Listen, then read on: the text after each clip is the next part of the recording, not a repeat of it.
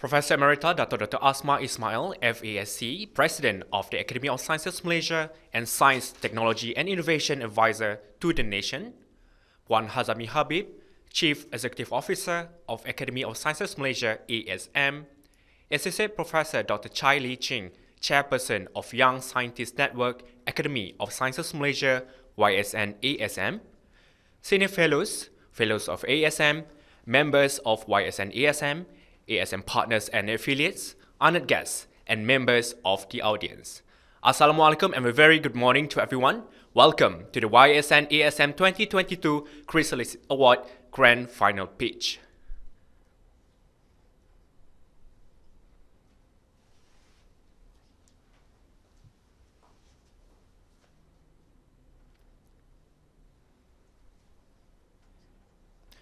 On behalf of the organizer of this event, we would like to thank everyone for joining us via Zoom and Facebook Live. My name is Rahim Ismail, and I am your host for this morning. We hope that everyone is well and in good health. ASM through the YSN-ASM has successfully organized the YSN-ASM Chrysalis Award for the past 2 years. This award aims to recognize and nurture promising research talent in Malaysia.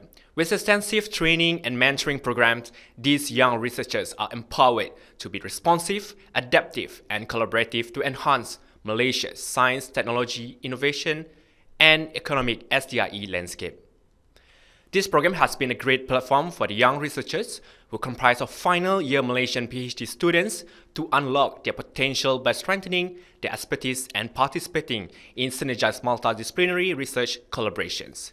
This year, the theme for YSN-ASM Chrysalis Award is Revolutionizing Researchers to the Future Leaders. 15 final year PhD students have been selected as the finalists and have attended 10 workshops focusing on building research skill, science communication, leadership skills, and others from May until September 2022. They will also receive continuous support and mentoring from YSN-ASM for the next 5 years after this program.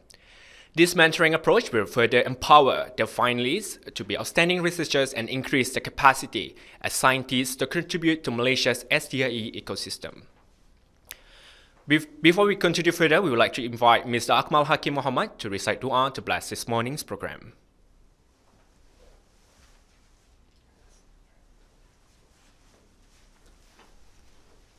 Al-Fatiha.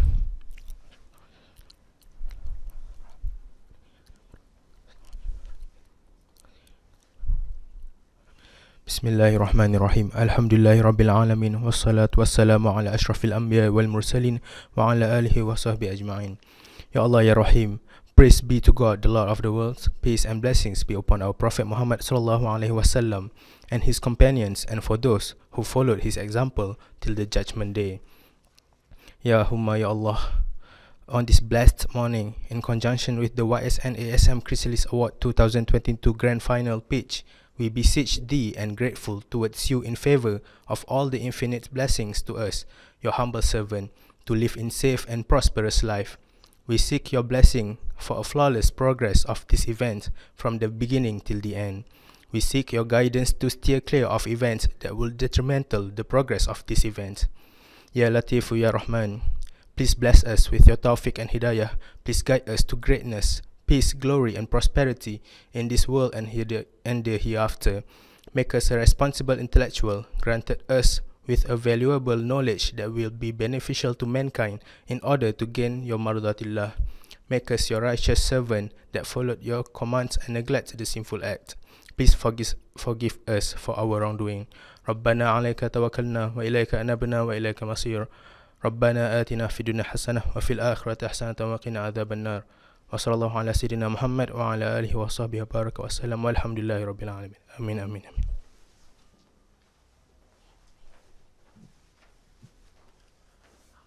Amin, Amin, Ya Rabbal Alamin. Thank you, Mr. Akmal, for the beautiful dua recitation. Now, let us introduce the 15 finalists of the 2022 YSN-ASM Chrysalis Award. Please welcome Muhammad Luqman Nordin from the Faculty of Pharmacy, University Kebangsaan Malaysia. Shahidah Muhammad Noor from the Faculty of Agriculture, University Putra Malaysia. Liu Wen Ching from the Faculty of Engineering, University Technology Malaysia. Emilia Yap Zeng Hua from the Tropical Infectious Diseases Research and Education Center, University Malaya. Ng Wen Chai from the School of Engineering, Monash University. Muhammad Sharul Nizam Ibrahim from the Faculty of Agricultural Science and Forestry, University Putra Malaysia. Chu Chi Chin from the Faculty of Applied Sciences, UCSI University. Shah Mei Chun from the Advanced Membrane Technology Research Center, University Technology Malaysia. Nur Kuzaimah Farhana Abdul Aziz from the Faculty of Science, University Malaya. Li Hu Jing from the College of Engineering, University Tenaga Nasional. Nur Fatin Aida Baharul Amin from the Advanced Medical and Dental Institute, University Science Malaysia. Nivarani Arumugam from the Faculty of Earth Science, University Malaysia Kelantan. Lim Kah Yi from the River Engineering and Urban Drainage Research Center, University Science Malaysia. Lu Yan Shan from Faculty of Science, University Putra Malaysia. And Nur Baria Muhammad from the Lee Kong Chian Faculty of Engineering and Science, University Tunku Abdul Rahman. Honored guests and members of the audience, we'd like now to introduce to you our panel of judges evaluating our finalists today. We have the Chief Judge, Dr. R. Andy Seo Kin Hao, FASC, Fellow of ASM. He is joined by Mr. Jafri Ibrahim from CREST Malaysia, Professor IR Dr. Leong Y Yi from the INTI International University, Dr. Muhammad Ibrahim Muhammad Tahir from University Putra Malaysia, and Mr. Amir Rohaizat Mio Razak from Ranti Corporation Sendirian Berhad. Ladies and gentlemen, please give our finalists and judges a round of applause.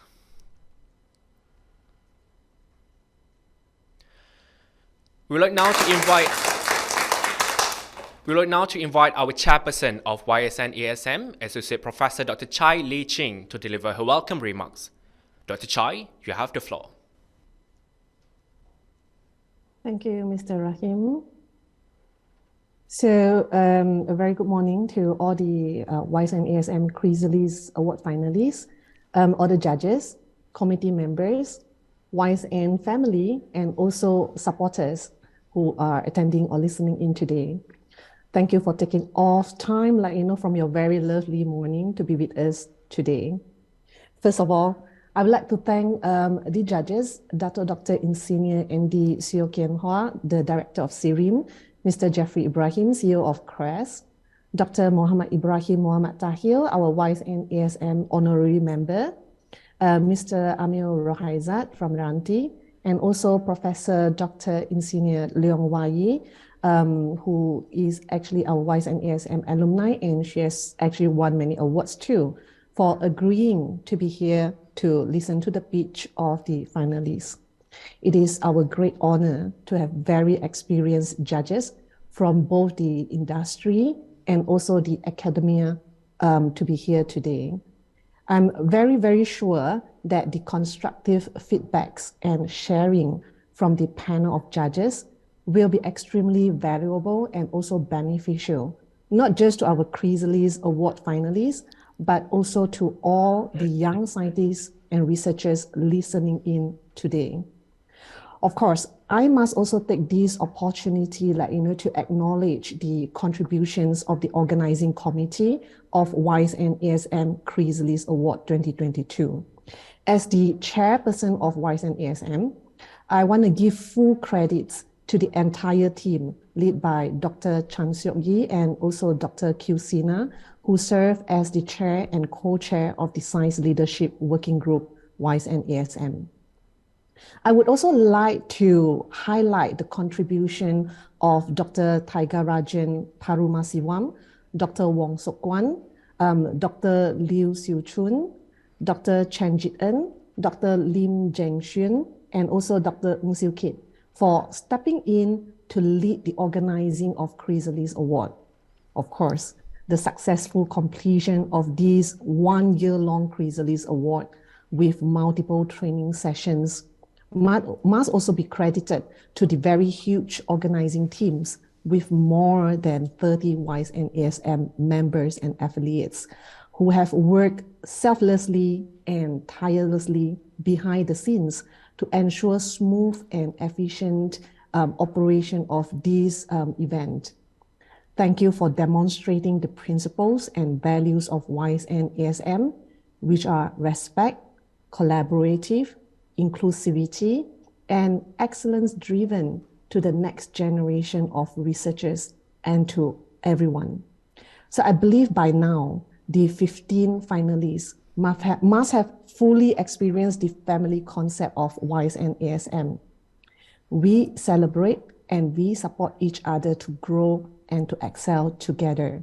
So this is the friendship and the network that we YSN are building together. To all the 15 finalists, as you have gone through the very tight and exhausted 6 months with more than 10 courses and activities that cover research, commercialization and entrepreneurship, science, advice and diplomacy, communication, leadership skills, and many more. I hope this journey has expanded your horizon and that you are seeing many different paths and opportunities before you after you have completed your PhD. Although it is a competition and winning seems to be the only thing that you are thinking right now, but what I want to stress is that you are all already winners standing here today. And winning the award, of course, will value add to your CV. But what is more important is the experience and knowledge that you have gained, networks that you have built, and friends that you have made through this 1 year long event. I believe that your journey does not end here, but it starts here and right now. So I wish you all the best in the journey and thank you. Thank you, Dr. Chai, for the very important remarks. Now, let us proceed to the grand final pitch. The team will be given 10 minutes to present their proposals, followed by 10 minutes of Q&A with the judges. The timer will start as soon as our finalists start to speak. The first bell will be rung to indicate that 1 minute is left, and followed by the second bell, which will indicate that the 10 minutes are up. To the presenting team, please do not forget to unmute your audio and turn on your camera throughout your presentation. We kindly ask the other teams to mute your microphone and please keep your camera on. Let us begin with Team 1 with the proposal title, Waste to Wealth, Repurposing Agricultural Waste to Nutritional Food and Immune Booster Vaccine and Advanced Packaging for Food Security Improvement. Team 1 consists of Muhammad Lukman Nordin, Shahidah Muhammad Noor, and Liu Wen Ching. Team 1, the floor is yours.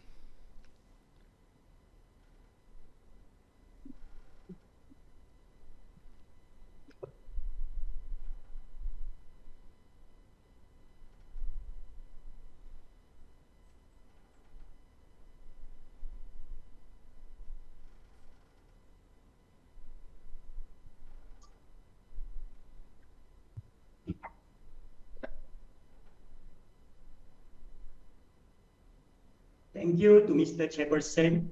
We are from Team 1. Bismillahirrahmanirrahim, ladies and gentlemen. Have you ever felt angry when you are hungry? Sometimes when we are hungry, we even feel that we want to eat our own friends. Have you ever imagined if we don't eat at least for 1 week? Terrible, right? Food is crucially important for life. The stability of the nation and the world is impacted by the food crisis. However, do you ever realize that not everyone in the world will enjoy the benefit of food? World Health Organization reported that annually about 600 million people suffer from global foodborne diseases due to food contaminations. The most staggering part is that these foodborne diseases cause 120,000 deaths annually.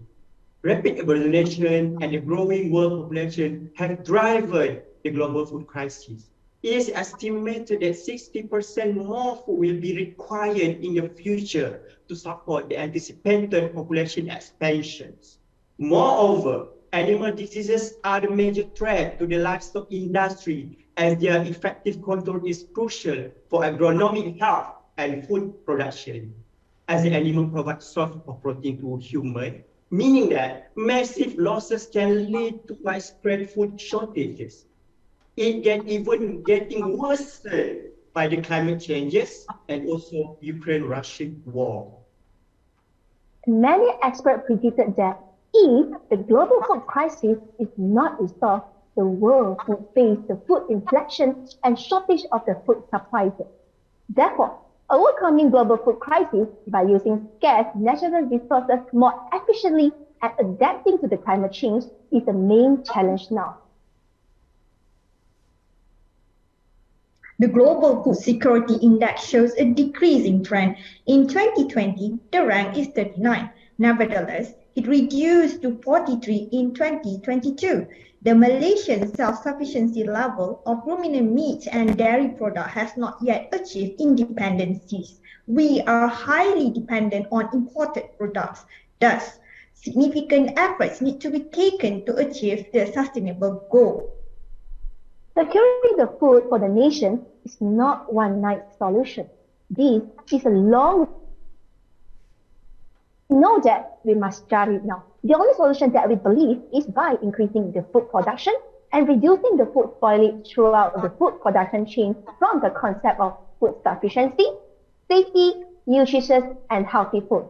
Herewith, this is a major reason for us, Team 1, proposing the waste to wealth concept by converting the agricultural waste to nutritional food with the immune booster vaccine and the advanced packaging for the food security improvement with the 3-star project along the food production chain. This project is conducted under 3 integrated studies, which consists of production of animal nutritional feed with probiotics, formulation of vaccine with multi-epitope peptide, and development of antimicrobial film with color indicator. Let me explain to you about Sub-Project 1. The Sub-Project 1 is to design our own local feed utilizing palm oil waste that can provide wholesome nutrients to cattle growth. Palm oil is a major industry in Malaysia, contributing to 34.3% of world palm oil.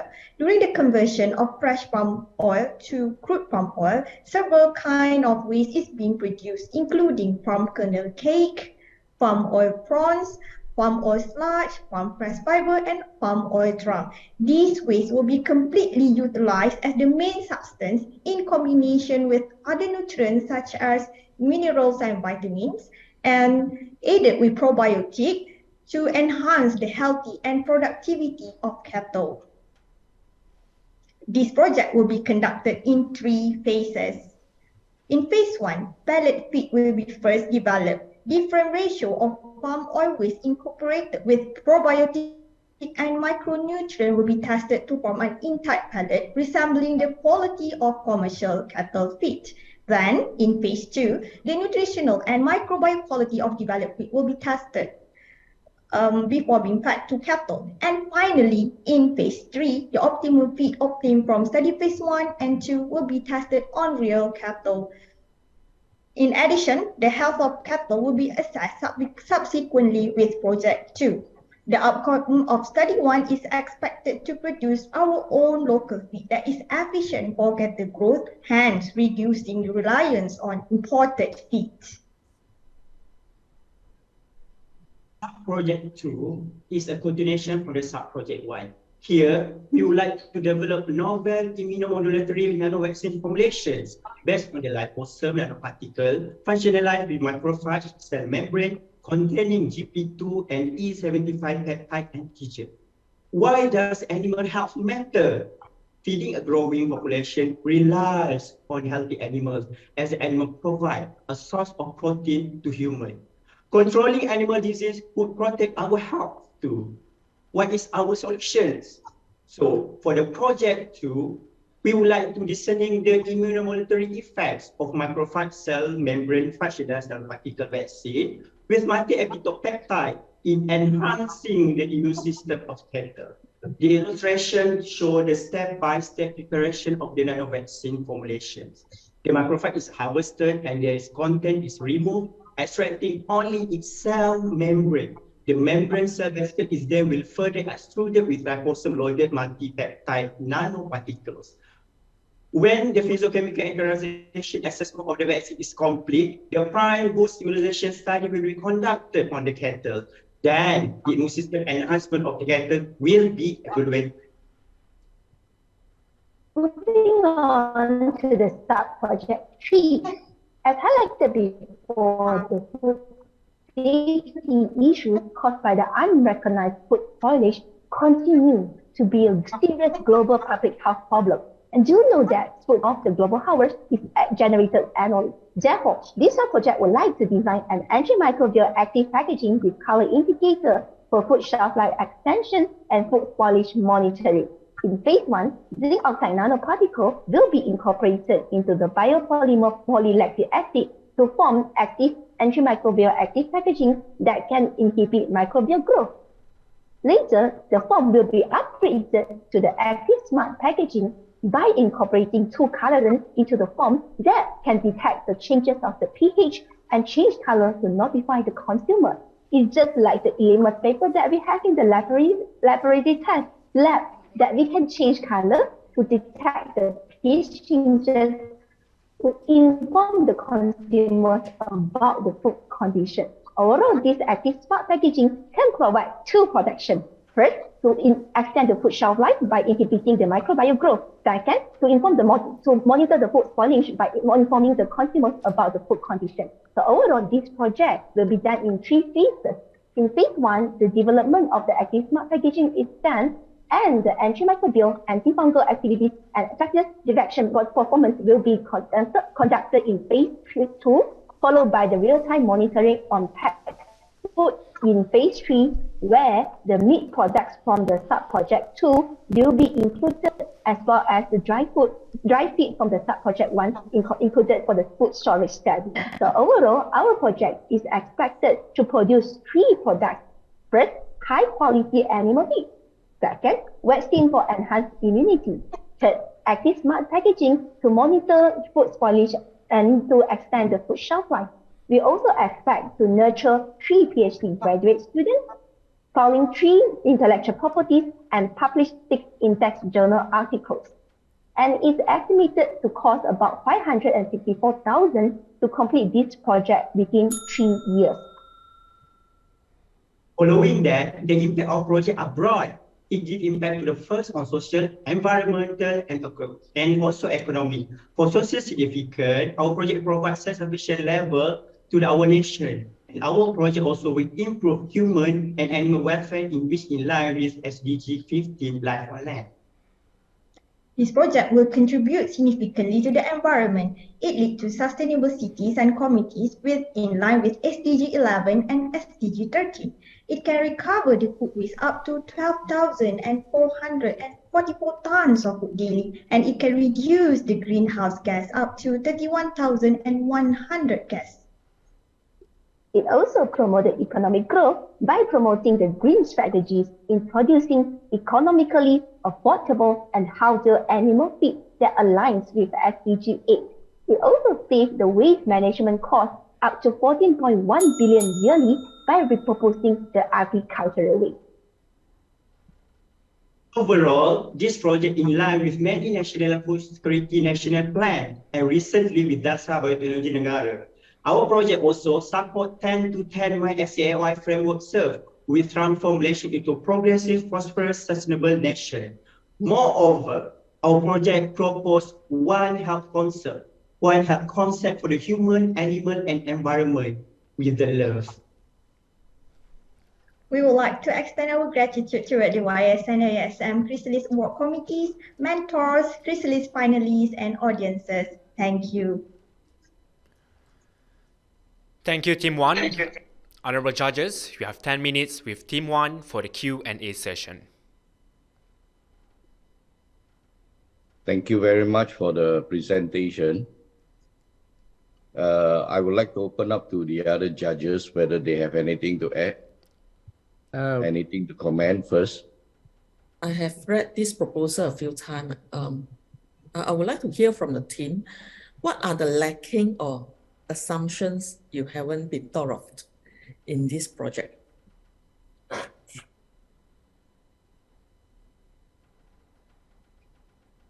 Prof, can you rephrase your sentence?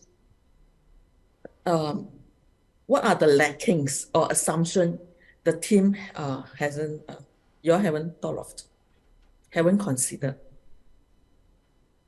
Our planning is to cater the food security and safety of the nations by involving the animal, human, and environment element, because many are more focusing on animal due to the pandemic, and we never think about other diseases that may jump into human. So that's why we want to cater part of animal with the love for human. I would like to add on to that. To the best of my knowledge, I feel that there's a lack in our proposal, especially in the practical application. We didn't estimate the overall agricultural waste, actually how it produced and how it reproduced and repurposed before we proposing into the animal feed. I think this is a lack in our first attention, that how we're going to practically repurpose the agricultural waste that we produce. Because I know that the purification process will be more costly, maybe, than we actually produce simply from the raw material. Secondly, from my part as the active packaging, I know that the awareness of the food packaging, especially the active packaging and the color indicator, is still lacking in Malaysia. So what we have to done is to assume and increase the awareness of the public about the packaging, especially the biodegradable packaging, that we have the multiple functionalities, so that when we do this, I can be easier to have more collaboration with the industry to practically make our project in real life to benefit more people. Can you run these projects in parallel, or does it have codependencies between one another? Because I hear from your earlier presentation, sub-project 1 could be linked to sub-project 2. So do you have to be complete with project 1 before you start with project 2? Or do you have a different strategy with that? Actually, this project is a concurrent project. The project 1 is being while the project 1 is being conducted, it got the outcome, and parallelly, when the first study is being doing, study 2 and 3 also is currently progressing, and the outcome of my study will be shared together with study 2 and the study 3 at the end of our objectives. Yeah. Okay. Maybe one quick question also. One of the problems with projects like this is to secure the feedstock from palm oil, and I've seen quite a number of projects like these. While theoretically it works, it cannot be implemented because it's difficult to secure the feedstock. What would you strategize for this? Thank you, Doctor, for the question. Actually, this is like a proof of concept first. We want to take agricultural product waste from the palm oil, and then if it's effective, perhaps if it can reduce the environment waste, so on and so forth, perhaps we can change into others waste, such as other wasted. But this is a proof of concept because we implement with other substances in our own formulation. We have the immunomodulatory effect as well. It's like a medicated feed formulations. Okay. Team 1, I just want to share with you an actual business case. Actual business case for this pelletized palm oil waste. So in Meranti, we have one startup that developed pelletized palm oil waste used as cat litter. All right. Now, this cat litter can also be used as animal bedding for cattle. So for animal bedding, currently the product is in beta testing with beta tester somewhere in Pahang. Now, during this beta testing, they observed that if we use this pelletized palm oil waste as animal bedding, the animal also will eat the bedding. Okay, and they observe for cattle, bila lembu makan that pelletized, lembu jadi sado, macam bodybuilders, right? Interesting. That is the actual observation during beta testing. So untuk lembu, as animal bedding, lembu akan makan the bedding, the pellet, and become tough. Sado macam bodybuilders. Sama juga untuk kambing. Now, my question to Team One, what will be the best value add to this product based on your research? Because product ni dah ada dekat market. Cat litter based on palm oil pelletized pellet. The value added on the pelletized that we are introducing in this project is we add the probiotics. The probiotic is a good bacteria that live in the intestinal gut. When the probiotic present, it will kill all the bad bacteria and it will stimulate the health of the cattle naturally. Instead of it can increase the immune system of the cattle body, and therefore it can lessen the dependency on the antibiotics, the drugs that we injected. So we've tried to at least reduce the antibiotic drugs that we injected to the cattle. Then I open to other teams to add on.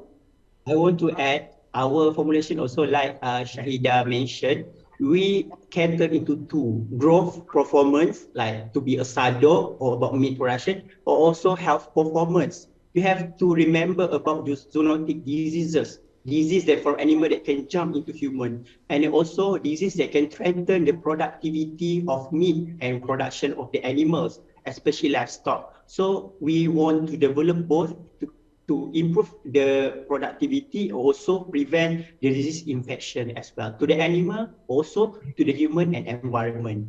That's, I think, our concept that differ from other. But like like Cik Amir Proazat said, that's very interesting project, and that's why we need to research, then we research, and then we come up with the best thing, inshallah. Okay, my second question, you dah buat study tak? In order for you guys to bring this product to market, what would be the barrier in terms of standard certification? To be honest, for the policy, we are not really familiarized with it. So as a researcher, maybe we start with the fundamental study, getting the grant to prove our proof of concept. Then perhaps we can go into industry, maybe from the expos or so forth, to promote our idea and also concept product. Perhaps industry believe and interest with our project. I would like to add on to Luqman. I think the main barrier for our project to commercialize the animal feed with the probiotics. As I know, probiotics is quite a high cost bacteria that we also need some careful process to incorporate it into the animal feed while we are still purifying the agricultural feed. So the costing, especially the technical support from the industry to mass produce our animal feed with the probiotics will be the main barrier from our project to become commercialized. Hi everyone, sorry to interrupt. The 10 minutes are up. Thank you, Team 1, for the great presentation. Thank you very much, to everyone for your judges for your Q&A. I think I would like to close that the probiotic animal feed and the vaccine and the biodegradable packaging are all commercially viable projects, right? Especially the animal feed itself, right? It will be a good substitute to currently the issue of importing corns and all that from Ukraine, and this is actually a good Malaysian product that can be developed further. With that, thank you so much. Back to the organizer. Thank you. Thank you very much, judges and Team 1. We'll take a break to allow the judges to key in their marks. While waiting, we have prepared a video of a collaboration by YSN-ASM with the Merck Malaysia on a glimpse into researchers' life. We present to you the video of our YSN-ASM chairperson, Dr. Chai. Please enjoy. I love to fantasize since small. So I love to think about things that I can't see around us. And my mom used to tell me that, yes, of course, there are a lot of things that you can't see around us. And she's very right. I learned that there are actually microorganisms. There are so many bacteria, so many microorganisms around us that we can't see. And there's this one thing that changed or motivates me to go into microbiology, which is my father was actually diagnosed with kidney failure. And over the time, so I learned that microorganisms such as E. coli actually could cause kidney failure in humans, and E. coli could spread through contaminated food. So therefore, I was very determined at that time to become a microbiologist to learn more about microorganisms. So I always wanted to be an artist. So I love to draw. I love to paint. So I actually spend days and nights, in front of a drawing pad and draw. So I even told everyone, my parents, my relatives, that I just want to do one thing, which is drawing. So although things have changed, I become a scientist, but I still find arts in science. So I draw in my daily job. So I'm currently working on developing a sensor that will allow people to detect bacteria in food in a real-time manner. So these probably would tell us that E. coli actually present in the food that you are about to eat in seconds, perhaps minutes. In 5 to 10 years, I think most likely I'll be still working in this lab. So what could be different would be probably by that time we will have the prototype ready, and in the very soon future, we want everyone to be able to detect bacteria in food and no need to worry about this food could cause food poisoning. I'm Dr. Chai, and I am a food microbiologist.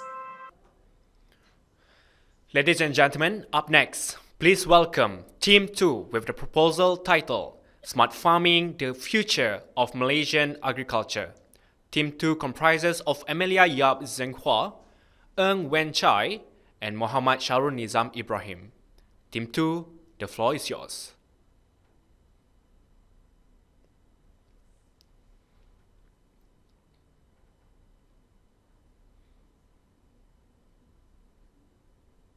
Good morning, ladies and gentlemen. I am Wen Chai, together with my teammate Sharul and our leader Amelia. We are Team 2, Believe. And today we are here to make you believe in our project, When Farming Gets Smart. First of all, let me start off with a question. Besides air and water, what else do we humans need to survive? That's right, our basic necessity, food. However, in our current modern era, we are facing certain challenges, like the recent COVID-19 pandemic, natural disasters, and even compounded with political instability in regions, which have severely disrupted our food supply, leading to global hunger and also poverty. Now let's look at our own country, Malaysia. Clearly, a food security problem can escalate quickly to a matter of national security. Some of the recent events, like COVID-19 lockdowns and flooding, which I think some of you may relate to, have incurred huge amount of losses in the food sector, buckling our food supply, and serve as a constant reminder to this demanding crisis. Hence, we need to look into the core of this, the Malaysian agriculture industry. Despite having million hectares of fertile land, there is an underdevelopment in our agricultural capacity, where we rely only on a very small portion for food production. We observe a number of looming issues in Malaysian agriculture industry. The declining share of agricultural contribution to Malaysia's GDP, the low self-sufficiency level in major food commodities like rice, which are unable to fulfill our domestic requirement. Considering our consumption rate, we are relying more and more on agro-food imports over the years. Looking into the issues of traditional farming, such as low productivity and inefficient crops management, we cannot afford to be complacent, and we definitely need to leverage the use of technology and introduce innovation to be a food-secure nation. There are three big why we intend to carry out this project. Smart farming is practiced only by large-scale farms, leading to low automation level in Malaysia's agriculture. AI in agricultural system is far from reaching autonomous crop production optimization. There is a scarcity of information on behavioral aspects of smart farming based on psychological theories among farmers and consumers. To address these issues, our project will optimize the use of sensors and AI to enhance the efficiency and productivity of smart farming technology, hence maximizing Malaysia's agricultural output. Analyzing farmers' and consumers' behavior towards smart farming is also crucial. The unfulfilled gaps lead to a proposed solution from our team entitled When Farming Gets Smart, with 3 sub-projects in smart farming. In traditional farming, it is a mainstay for farmers to be constantly monitoring the land and condition of crops. This is when sub-project 1 comes in. Sub-project 1 focuses on the development of a smart farming system using IoT sensors and cloud platform that emphasize yield, input intensity, and crop consistency. Sub-project 2 aims to minimize plant diseases and enhance plant health by developing a mobile application. The app will also support trading of crops. Sub-project 3 aims to study the socio-psychological domains affecting the adoption of smart farming in Malaysia, focusing on farmers and consumers' perspective. Ladies and gentlemen, in sub-project 1, we aim to develop a smart agriculture system to maximize crop production with minimal inputs.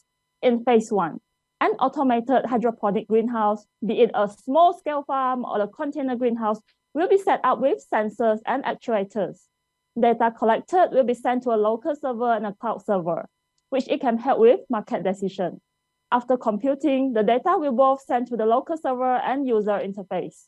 The local server will send data to actuators, and the user interface will receive data to inform users. What makes this system different is that it helps the farmers to share their farming experience and challenges they encountered. Here comes another highlight. Users can tailor the system according to their crops of interest to meet their unique needs at a lower cost. With an expert to farmer and farmer to farmer interaction, the system will support info sharing, data collection, and evaluation process. In phase 2, the system will undergo evaluation, optimization, and real farm analysis. This system intends to maintain ideal microclimate, enhance farming practices, control infection with customizable crop monitoring and management systems. In this sub-project, crop yields will be optimized with efficient resource use and minimal waste under minimal labor intervention. Now for sub-project 2, as most crop diseases manifest physical symptoms, the image processing-based artificial intelligence will be developed to accurately and rapidly identify crop diseases while estimating the disease severity and providing treatment suggestions. These digital imaging-based AI algorithms will also be extended to help in precise maintenance, where users can be informed on the plant status, be it state of nutrients or water deficiency, which will guide them for their next step of maintenance actions. In phase 2, these AI algorithms will also be integrated to develop a mobile application, the Tech Farm. So firstly, the app will allow the users to monitor the IoT-based sensor system in sub-project 1, which provides a control interface for them. And the app will also allow users to take pictures of their crops as a form of digital input for the AI system to provide an early diagnosis of disease for quick preventive measures and also to analyze the plant state of health. Finally, an additional feature is the e-commerce platform in which farmers can sell their crops directly, and it also provides a basic economic analysis such as revenue, profit, and cost, and will guide their management decisions and provide another route for farmers, another route of profit for the farmers. In sub-project 3, survey and focus group discussion will be conducted. In first phase, the sub-project aims to evaluate the farmers' knowledge, attitude, and practices in agriculture and its relation to their willingness to participate for a smart farming system. Not only farmers, but consumers' behavior towards this smart farming needs to be assessed, right? Who knows how it may relate to the farmers' motivation to adopt traditional or smart farming for their livelihood? By this, psychological theories in both phases, a smart farming framework can be proposed to guide strategy of relevant stakeholders in implementing intervention programs to encourage farmers in Malaysia to adopt smart farming by highlighting their motivations and limitations. So to recap, our flagship project on smart farming includes 3 interconnected sub-projects. Firstly, in sub-project 1, the IoT-based system, which will also provide data for sub-project 2, that in turn involves the development of an AI-based mobile app that provides control interface for sub-project 1. And finally, sub-project 3 will consider the social aspects of introducing this overall smart farming system. So this is a simple Gantt chart for the milestones of each of the sub-projects, from the initiation to the implementation phase, and I assure you that everything falls right within the 3-year schedule. As for our data sharing, we are looking into disseminating information, mainly through publication, be it in scientific journals or written reports. In our project, we aim to develop a comprehensive smart farming system for all scales of farms and a mobile app that advances the system. 3 PhD students with 4 research articles, 1 review article, and 1 patent will be produced. The project will also be presented in conferences and to key stakeholders. A grand total amounting 681,000 ringgit will be needed to complete the entire project. Ladies and gentlemen, our smart farming project has positive impacts on the environment, economic, and social. It reduces the ecological footprint of farming, minimize or site-specific application of inputs in precision agriculture systems, will reduce leaching issues and agricultural waste. It will increase the farmer's profit. Finally, the integration between technology and farmer skill is meant to generate the best quality and quantity of commodity to ensure national food security. The incorporation of smart technology and system in agriculture and forestry to enhance the water and food sector in Malaysia will create sustainable agriculture that focuses on the social, economic, and environmental aspects, leading Malaysia to zero hunger, responsible consumption and production without neglecting climate action. Ladies and gentlemen, as the pressures of modernization increase over time, traditional farming practices become obsolete. This pressure have created a shift to a system that is more efficient and innovative, growing more with less. As the 21st century advances, we hope to have more sustainable agricultural landscape for people, food, and nature. The ultimate goal is increasing the quantity and quality of the crops while optimizing the human labor use. Everything in this world expects change and speed. So does the farming. It is time to welcome the smart farming era in Malaysia. We would like to acknowledge YSN-ASM and our mentors. Thank you for your attention. Thank you, Team 2, for your amazing pitching on the future of Malaysia agriculture. Judges, you have 10 minutes for a Q&A with Team 2. Yeah. Thank you, Team 2, for the good presentation. And judges, your comment? I read your proposal. Sub-project 1, you are trying to measure the temperature, humidity, CO2, and many. I'm not sure how much you have done. I want to know your novelty and contribution, because all these gadgets you can easily get from market. Okay, for sub-project 2, you are talking about the image processing for the disease and so on. I don't know how macro or nano sort of disease you want to capture. Okay, sub-project 3, I haven't seen your complete survey in your proposal, but what sort of expectation, what sort of outcome you are targeting for? Thank you. Thank you, Prof, for the question. I would like to answer first. For sub-project 1, the sensors are actually conventional sensor. So what makes this system different is that the whole system will allow the farmers to share their farming experience and challenges they encountered with one another. And then the users are also allowed to tailor the system according to their crops of interest, so that some crops that they don't intend to plant in Malaysia, they wouldn't have to purchase that part, which this can lower the cost. And then the platform will also allow the some interaction between the expert to farmer so that they can, if they have some issues they face, they can directly refer to the expert. This is the novelty of sub-project 1. Okay, thank you, Prof, for the question. I would like to talk out a little bit of project 2. So as I mentioned just now, the rather than going into the nano or micro of the crop disease detection, what I'm looking at is actually image processing based, which because crop diseases usually manifest certain physical symptoms on the outer appearance of the plant itself. So what I'll be doing is actually collecting a huge database of data sets of images from plants that are infected with disease, which will actually manifest in terms of on the leaf or the stem or the roots. So the data set will actually be collected and then it will be cleaned and then will be used in training the AI algorithms to accurately and rapidly detect the presence of these diseases in the plant. So that is the overview of how the AI is supposed to be developed in this case. Thank you. Okay, thank you. The expectation for the sub-project 2 is to fill the knowledge gap where the sub-project will apply the recent psychological theory, which is integrated behavioral model, which is a combination of earlier 2 theories, theory of reason action and theory of planned behavior, in order to understand deeply about the process which shows an indication of an individual readiness or decision to adopt smart farming. However, there are several weaknesses of smart farming that have been provided by several international researchers. Ethnography in Malaysia is quite different and it is likely not really suitable to be adapted or implemented to the local community, to the local farming community in Malaysia.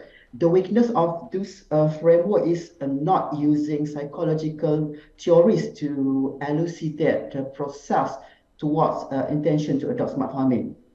And then I come up with the proposed framework, which is it must be tested periodically through an intervention program, and it should be applicable to both West and East Malaysia within the context of smart farming itself. Thank you. Hi, I have a question with regards to the first project, which is actually basically you say you're going to do the greenhouse, you're looking at the crops, you're censoring using a greenhouse, but we know that our issues with our crop is, our main crop is like paddy, rice and stuff. How are we going to do the monitoring system for those kind which is outside the greenhouse, which is actually much more, because when I think about greenhouse, all the vegetables and stuff, but I think with our crop, the more important ones are the paddy, where we still import a lot. So how are you going to do that part? Thank you, Dr. Ibrahim, for your question. Because this is sort of like a preliminary project. So at our current stage, we would like to focus more on cash crop, which is some leafy vegetables, for example, ice plant, lettuce, or like herbs, which that can with higher values. So at the moment, we focus only more to greenhouse, the plants that can be planted in greenhouse rather than like oil palm, like huge crops.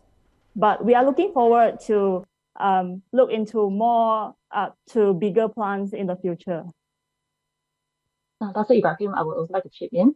So basically, this project is actually more of like a pilot scale kind of like test concept, so that whatever that we have succeeded in this value added cash crops, we can actually extend it in the future possibly. So this is like a base, like a foundation to build towards like smart farming in the future, where it can be extended to even major food commodities like rice. So that is our goal possibly in the near future. So thank you. Team 2, yeah. I don't have any question, but I would like to share an actual business case for smart farming. Yeah. We used to have this startup company in Meranti. The company is called Plant Cartridge. They won MCY 2019 category winner, and they have smart greenhouse in Kapar. Yeah. Their business model is a bit different, but anyhow, let us keep in touch, yeah, because I would like to see how your research product can benefit our ex-incubator. Yeah, please Google plant cartridge yang berhad based in Kelang. Yeah. All right. Thank you, sir. Thank you. Thank you, judges. Anyone has anything more to address? If it's not, I would like to maybe pose some question. I think that the projects are encouraging. They are all three sub projects are all very integrated. I look at it, it's really not very new. Singapore itself is already doing the urban farming. Yeah. All the devices like what Judge Professor Leong mentioned, all these devices, IoT devices are available. The only thing is, how do you want to convince Malaysians to change their mindset to turn from conventional plant farming to your type of farming where we are currently facing labor shortages? You need to address labor. You need to address the enthusiasm of Malaysian getting into this business. Buying all the devices are okay, but somebody need to run it, and analyzing it. Everybody likes to sit in a nice aircon room to analyze the data, but somebody has to be in the field. So this project is very viable for food security, very applicable to some states, especially Pahang and all that, encouraging a lot of Singaporeans to come and invest. But the Singaporeans are posing this question that if I were to invest here, I can build a nice structure, but I still need people to run. They can monitor all your data in Singapore, but they still need human being on the site. And the problem is getting foreign workers to come to work here. It's also very difficult, right? Because they have to conform to Act 446 in terms of this. So how can you take away the labor element as much as you can, and the quality and the food security and the value added of the product that you're going to put in? The choice of the value of the product is very important. You're not going to plant something very cheap and you can buy available, so it is more like an import substitution of our food. Rather than we import, we can actually export and self-sufficient. All right, but the project is viable, like I say. The project is important for Malaysia to have food security. Thank you. That's my comment. Unlike the other group, the earlier group, they shared a cost breakdown. You didn't share that cost breakdown in your presentation. Dr. Jafri, Mr. Jafri, we actually did share our budget breakdown. Yeah. Okay. Yeah. In the presentation? Yeah. Would you like me to share it again? No, that's all right. That's all right. I missed that one. Sorry. Yeah. It will be totaled to around 681,000 after the breakdowns of each sub-project. I see. Okay. Thank you. Anyone has any more? If it's no, then we thank the presenters and the judges. All the best to you, Team 2. Thank you. Thank you. Thank you, everyone. That ends the Q&A session with Team 2. While waiting for our judges to evaluate the presentation, let us watch a video of the launch of YSN-ASM Science Communication Module. The module was launched in April 2022 by then YB Mosti Minister, Datuk Sri Dr. Arham Baba. If you haven't, get your copies now by visiting the website link provided in the chat box. Please enjoy.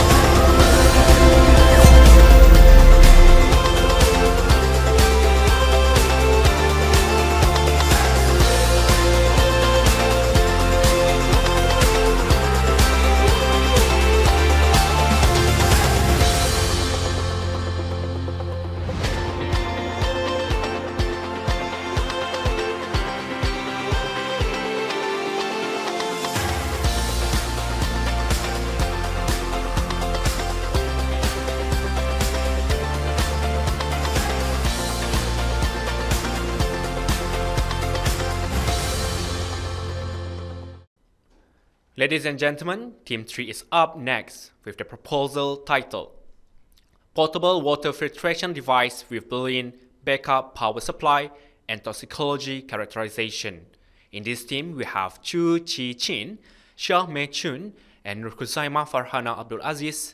Team 3, you may begin your presentation. A very good morning, ladies and gentlemen. We are from Team 3. I'm Chi Chin from UCSI University. And I am Mikun from University Technology Malaysia. I'm Nurkuzaima from UST Malaya. We are here to share our flagship program. The title is Portable Water Filtration Device with Built-in Backup Power Supply and Toxicology Characterization. I'm sure everyone is familiar with Malaysia palm oil. Malaysia is the world's second largest palm oil producer with an annual output of 20 million tons. In that sense, there are many solid palm waste being generated from the oil palm industry, with the quantities recorded at 85 to 110 million tons in 2020. So, have you been wondering how do these solid palm waste used? Normally, they will be utilized to produce fertilizer, animal feeds, biogas, or as fiber source. With the increasing palm oil market, there is continuous attempt to utilize the waste for more high-value products. One of the examples will be as carbon source to synthesize carbon nanomaterial, such as high-value graphene and its derivative. Apart from the transformations of solid palm waste to value-added products, we also concern on current water filtration technology that are unfit for remote location, and also the safety of nanomaterial applications, especially they are applied in water system. In order to solve the problem we have highlighted, here is our proposed solution. So our solution for this for our problem statement is to manufacture a portable water filtration device with built-in backup power supply.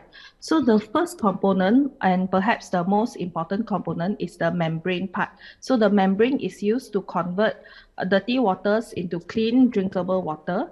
And the second component of this project is the energy storage device, which acts as a backup power supply.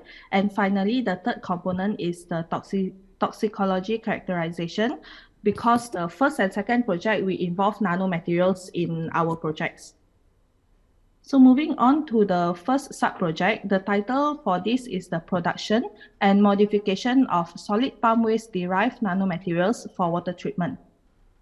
So the methodology for this is the first phase, we use solid palm waste and we convert it into graphene. Second, following that, we incorporate this graphene into membranes. And finally, for the third phase, we use these membranes to treat dirty waters. So the novelty of this first sub-project is that we can transform palm waste into value-added graphene. And secondly, we can produce low-cost and high-quality graphene. Third, we can reduce energy requirement for filtration systems because the current filtration system actually requires high energy input. So by using nanomaterials, we can reduce the energy requirement. And finally, we can enable remote location application. So the local companies that we can collaborate with is GraphJet, which is a graphene production company based in Kuantan, Pahang, and also Membrane Technology, Sendran Berhad. So after we solve this membrane problem, we need to look at the energy supply issue also. So the energy supply, here we have a built-in backup power supply because during flooding seasons, sometimes the power supply may be cut off. So moving on to the second project. So as the water filtration system needs a power supply for it to be able to pump out the water for the treatment, the energy storage like supercapacitor is needed to support the sub-project 1. In this sub-project 2, the main goal is to convert solid palm waste to a carbon nanomaterial for the supercapacitor device. At the earlier stage, the solid palm waste that will be obtained from our potential collaborators and Rabi will undergo a few steps of synthesis to produce the modified graphene. Then this modified graphene will be coated on the substrate and act as a capacitive electrode and undergo a several optimization and performance to prove the applicability of the developed method. Then this electrode will further used in the supercapacitor device, and the device can be designed and applied as a portable power bank for the water filtration system. The most important features of this energy storage device as compared to the commercialized one is that it offers low cost, high energy density and fast charging device.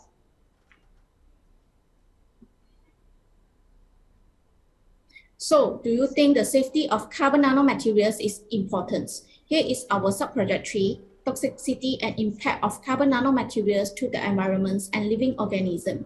The toxicological data obtained from subproject 3 will then be used to support the studies in subproject 1 and 2.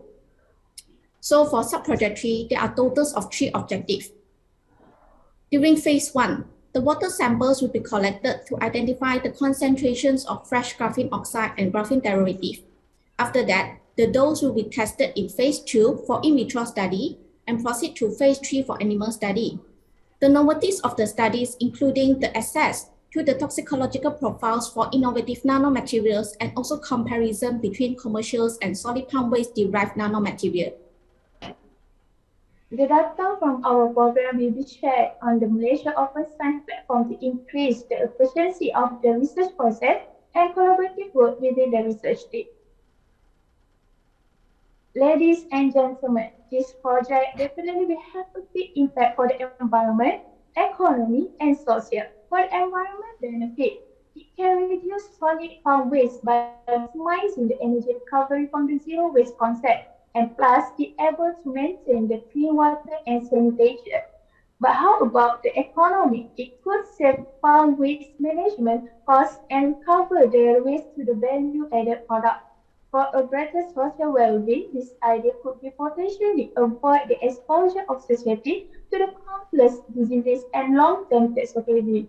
This program is in line with the 10-10 Mind SDRE, which involves advanced material in science and technology driver, and also energy, water and food, environment and biodiversity in the Malaysian economic driver. Besides, it also in line with the SDG number 6 and 8 and 9. So moving on to the 6th section, which is the research deliverables, what we can achieve after the completion of this project. So our first aim is to improve waste management by transforming waste into value-added nanomaterials. And secondly, we hope that we can empower local communities by providing sustainable water treatment infrastructure. And also we hope that we can satisfy both the industrial and consumer needs safely and sustainably. So for the physical aspect of our deliverables, we aim to publish 3 high-impact papers in Web of Science Index, and we hope that we can produce 3 PhD talents. And thirdly, we also plan to file a patent as a form of intellectual property. And finally, to collaborate with industries and also research universities. So the budget breakdown for the whole project. So each sub-project, we require less than 250,000 each, and the budget is broken down into several sections. Firstly, the salary. Secondly, traveling and transportation expenses, followed by research consumables, equipment, and finally, professional service and patent application fees. We believe that this program has a starting point that solid farm waste in Malaysia can be converted into the value-added nanomaterial. Nanomaterial derived from the waste could be used to develop low-energy filtration system, for example, in producing the efficient membranes and high-energy storage. At the same time, a toxicological report on the effect of carbon-based nanomaterial could be good at the end of this program. As we come to the end of presentation, we'd like to thank the YSN-ASM organizer and both of our mentor and all of Team 3. Thank you for your attention.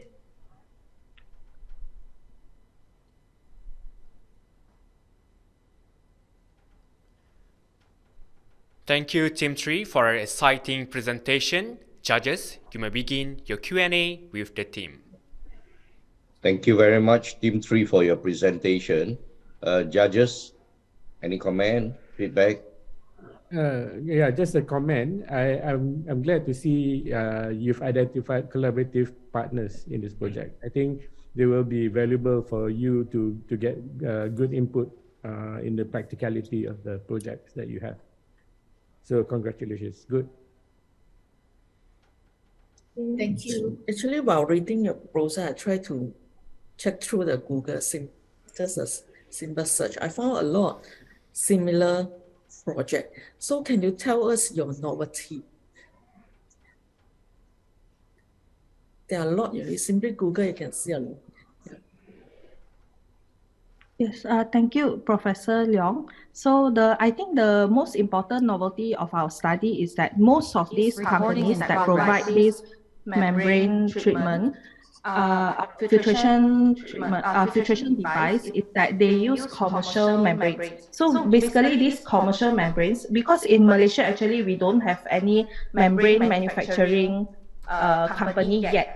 So the filtration device supplier, they usually buy the commercial membrane from US, like Dow from USA. So they incorporate this commercial membrane into their system.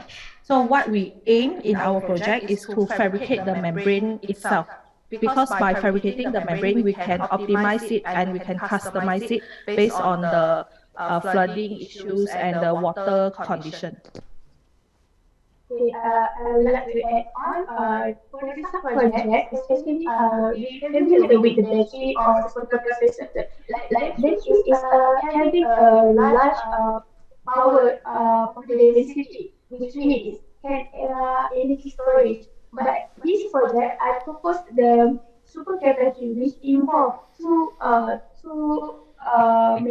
method that in this project where battery and supercapacitor.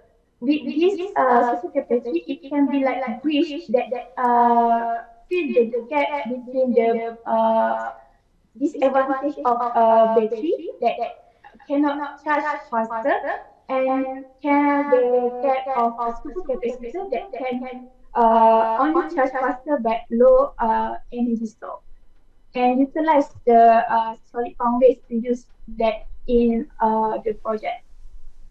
Maybe I can add on to the question asked by Prof. Leong.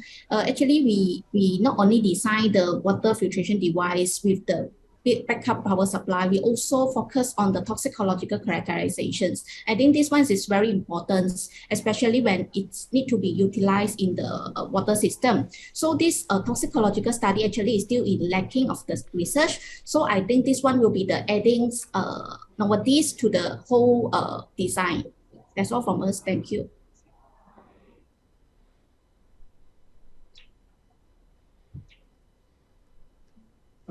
Group 3, in MCY 2020, we have category winner under social enterprise, a product called Infinity Water Filter System developed by Robert Young, one of our well-known innovators. Please look into this product and see how your product can value add to this water filter system. It is a mobile water filter system called Infinity Water Filter. Okay, thank you. Okay. Sorry, I have a question with regards to the production of your graphene oxide. So basically, you're taking palm oil waste, isn't it? Yeah. Yes. And then is it going to be very costly, because you're going to have to go to a step of purification method, because when you burn something, you're going to get a lot of different materials. So what about the purification method there? How do you purify to get just the graphene? Yes, I'm actually very grateful that Doctor actually point out this issue, because the method that we use to synthesize our graphene oxide is actually different from the conventional method. So recently in 2019, a research university in US, they also filed a patent to convert raw material containing carbon into graphene just below 1 second. So they can produce 1 gram of graphene in 1 second. So the method that they use is called flash Joule heating, where they use electricity, a high input of electricity below 1 second to sort of like electrocute the raw material and convert it into graphene instantly. So that is the method that we aim to use. Yeah, but you want to get only 1 gram, but basically you're going to use a lot of electricity. Is it going to be very costly to do that? And how pure is the graphene that you get from this particular method? Do you get any other side product as well? Yeah, from their study, they can get very high purity graphene when they use raw material with high carbon content, which is our solid palm waste. They have also very high carbon content, and they are also electrically conductive. And for the cost part, they from their study, they also did some cost analysis and compare it with the commercial graphene production. So from their research, they found that their method uses significantly lower energy. If you're going to be using their method, is there any issues with patents? Like because you're going to use their own method, there's going to be in terms of royalty and patenting, things like that? Yeah, that is also one thing to consider. So for now, they have not filed the patent in Malaysia yet. So we hope to collaborate with them and maybe sign some MOU or MOA. Thank you.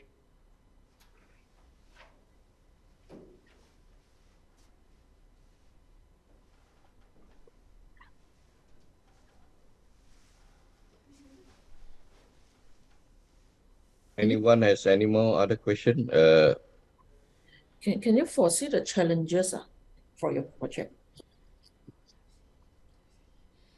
I think I will take the question. I think the main challenges for the project is like we are still in the proposal stage. Before we really need to start off the project, start to R&D, we need to engage with the industry partner first, because I think this is a very important concern about the technology feasibilities and the market acceptabilities for the products. So I think this is the main challenges for us to engage with the industry partner. Maybe my team members can add on. Yes,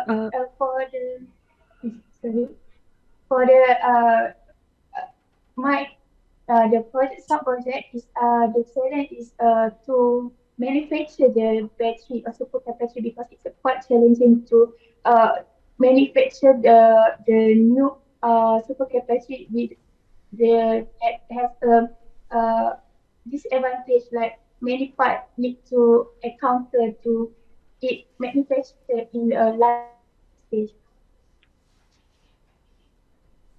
Yes, I think I would like to add on also for me the most important challenge that we have to overcome is in the case where the carbon nanomaterials actually leach out, what we can do to solve this issue. That is why sub-project 3, in my opinion, is also one of the barriers before we can actually produce it commercially.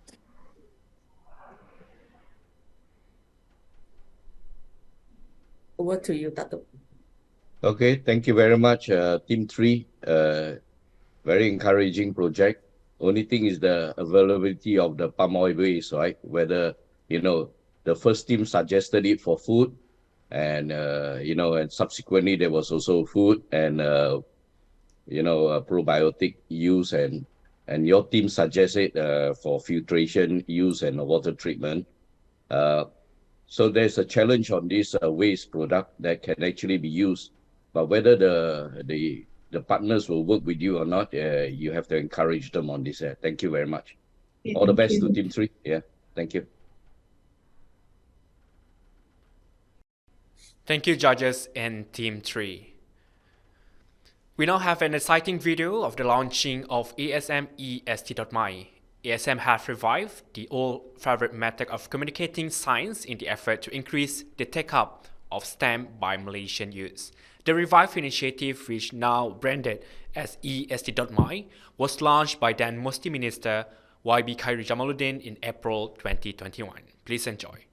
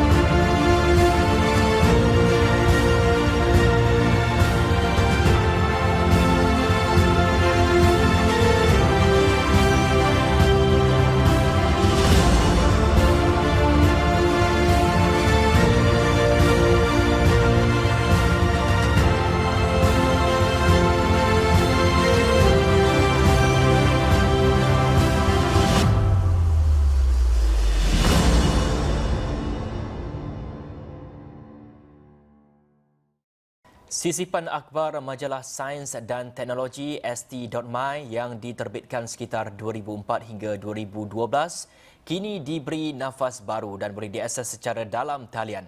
Menurut Ketua Pegawai Eksekutif Akademi Sains Malaysia Hazami Habib, setelah dihenti terbit beberapa tahun, pihaknya menerima permintaan ramai terhadap ST.my dan kini ia diwujudkan semula dengan pengisian yang lebih interaktif. Zaman sekarang ni semuanya connected to internet, pembelajaran pun atas talian. So kita kata why not kita hidupkan kembali ST.my ni atas talian. Ada kelebihannya atas talian ni. Kalau dulu di majalah dia terhad kepada apa yang kita tulis.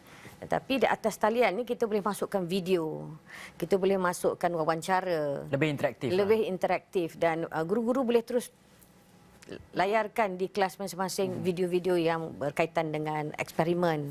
So kita harap melalui platform digital ini kita akan dapat capai lebih ramai pelajar, lebih ramai guru-guru serta orang ramai. Pada masa sama, salah seorang pembaca setia, Dr. Nurzatil Sharliza Ahmad Jalaluddin yang mula membaca ST.my sejak remaja, akui majalah itu banyak membantu mencambah minatnya dalam bidang sains. Malah peralihan ST.my ke platform maya akan membuka peluang orang ramai dari dalam dan luar negara untuk mengaksesnya. It's a really good idea in fact ya. Mungkin saya boleh kongsikan sedikit pengalaman saya sebenarnya. Ketika saya belajar di sekolah menengah, saya memang boleh akses keluaran ST.my setiap bulan. Tetapi apabila saya sambung belajar di luar negara, saya mengalami sedikit kekangan sebenarnya untuk mendapatkan salinan ST.my itu sebab dia printed dia cetak, dia bukan berada di laman sesawang. Jadi apabila kita ST.my ini diterbitkan secara online ya atas talian, jadi akses kepada information tersebut bukan saja di dalam negara ya, dia merantaui segala negara. Saya tak nafikan ya sebenarnya bertitik tolak daripada pembacaan bahan-bahan sains seperti ini, minat dan kecenderungan kepada bidang sains mula bercambah. Dan bermulanya dengan persekolahan saya di MRSM, pembacaan majalah-majalah sains, saya sebenarnya melanjutkan pelajaran dalam bidang sains juga dan alhamdulillah kini saya bergelar seorang saintis. Pengisian dan pembaharuan ST.my ini boleh dimanfaatkan ketika bilangan pelajar jurusan sains dan teknologi STEM makin meningkat di era ini. Ladies and gentlemen, up next, please welcome Team 4 with the proposal titled Gracotech, Solution for a Sustainable Green Corn Production in Malaysia through Integration of Biology, Agrophysics and IoT Technology. Please welcome Lee Hui Jing, Nurfatin Aida Baharul Amin and Nivarani Arumugam. Team 4, your presentation begins now.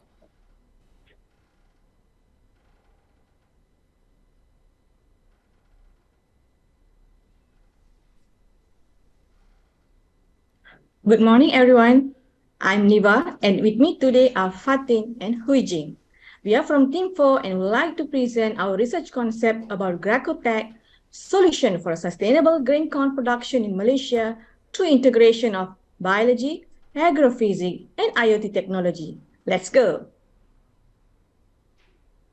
Do you know that Malaysia has relied on almost 100% of imported grain corn for the past 50 years? Grain corn importing costs increased by 10% every year. Over-dependency on international corn grain causes an unexpected shortage in supplies. This directly causes increase in ruminant feed prices and then increase in food prices, which can lead to inflation in future. Will this affect the food security of our nation? Yes. Grain corn production in Malaysia developed slowly from 5,000 tons per year in 1971 to 60,000 tons per year in 2021, as shown in the graph. However, Malaysia targets production of 1.4 million tons per year. Can we achieve the target? Yes, by implementing new strategies in grain corn production. Ministry of Agriculture and Food Industries, MAFI, targeted to develop 80,000 hectares of grain corn by 2033.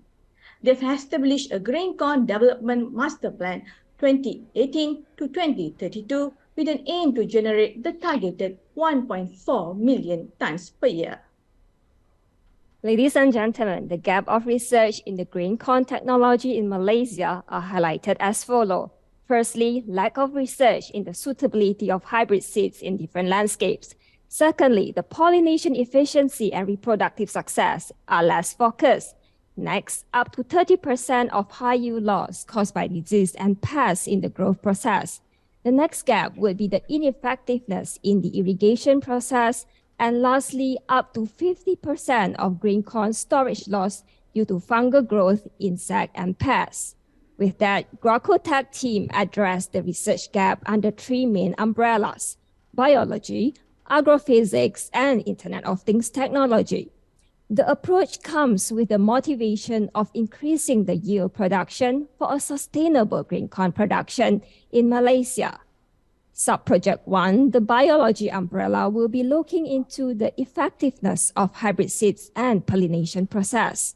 Sub-Project 2, the agrophysics team, will be studying on UVC and microbial-inoculants for green corn, while Sub-Project 3 will be integrating Internet of Things and artificial intelligence technology for a sustainable green corn production. Now, from holistic view, the three sub-projects will be addressing the gap from a multidisciplinary approach, and they are well interconnected with respective stakeholders' involvement. The output data from each sub-project will be shared among each other for research conduct and data processing purpose. Project 1 focused on the enhancement of yield production. Insects are the natural labor that enhances yield production by transferring pollen from a male flower to a female flower. They help to create a natural seed bank in our ecosystem. Studies have proven that insect pollination is better than hand and wind pollination. Production of better yield, viable seeds for the survival of the next generation, and plants with better quality either physically or genetically can be observed in insect pollination. So, the pollinators of grain corn in Malaysia. We will discover the pollinators through this sub-project with the concept from nature to nature. In addition to yield enhancement, seed selection in the pre-plantation stage is very crucial to ensure the healthy growth of a plant. Hybrid seeds from Indonesia have proven successful in producing better yields. Seed characteristics have been evaluated and published. However, the ability of the seeds in Malaysia is still unexplored. Sub-Project 1 consists 3 objectives. Objective 1 is hybrid seed selection, where 5 types of hybrid seeds will be tested on lowlands, upland, and highland. Pollination efficiency and reproductive success will be determined in Objective 2, where the floral visitors and pollinators will be identified. Rate of pollen transferred by the pollinators and rate of seed produced will be measured. Reproductive success by insect, wind, and hand pollination will be distinguished in Objective 3.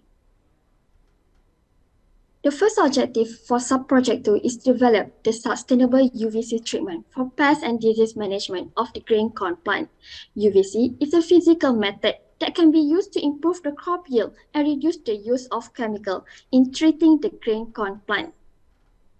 For Sub-Project 2, its Objective 2 is to evaluate the condition and nutrient contained in the soil.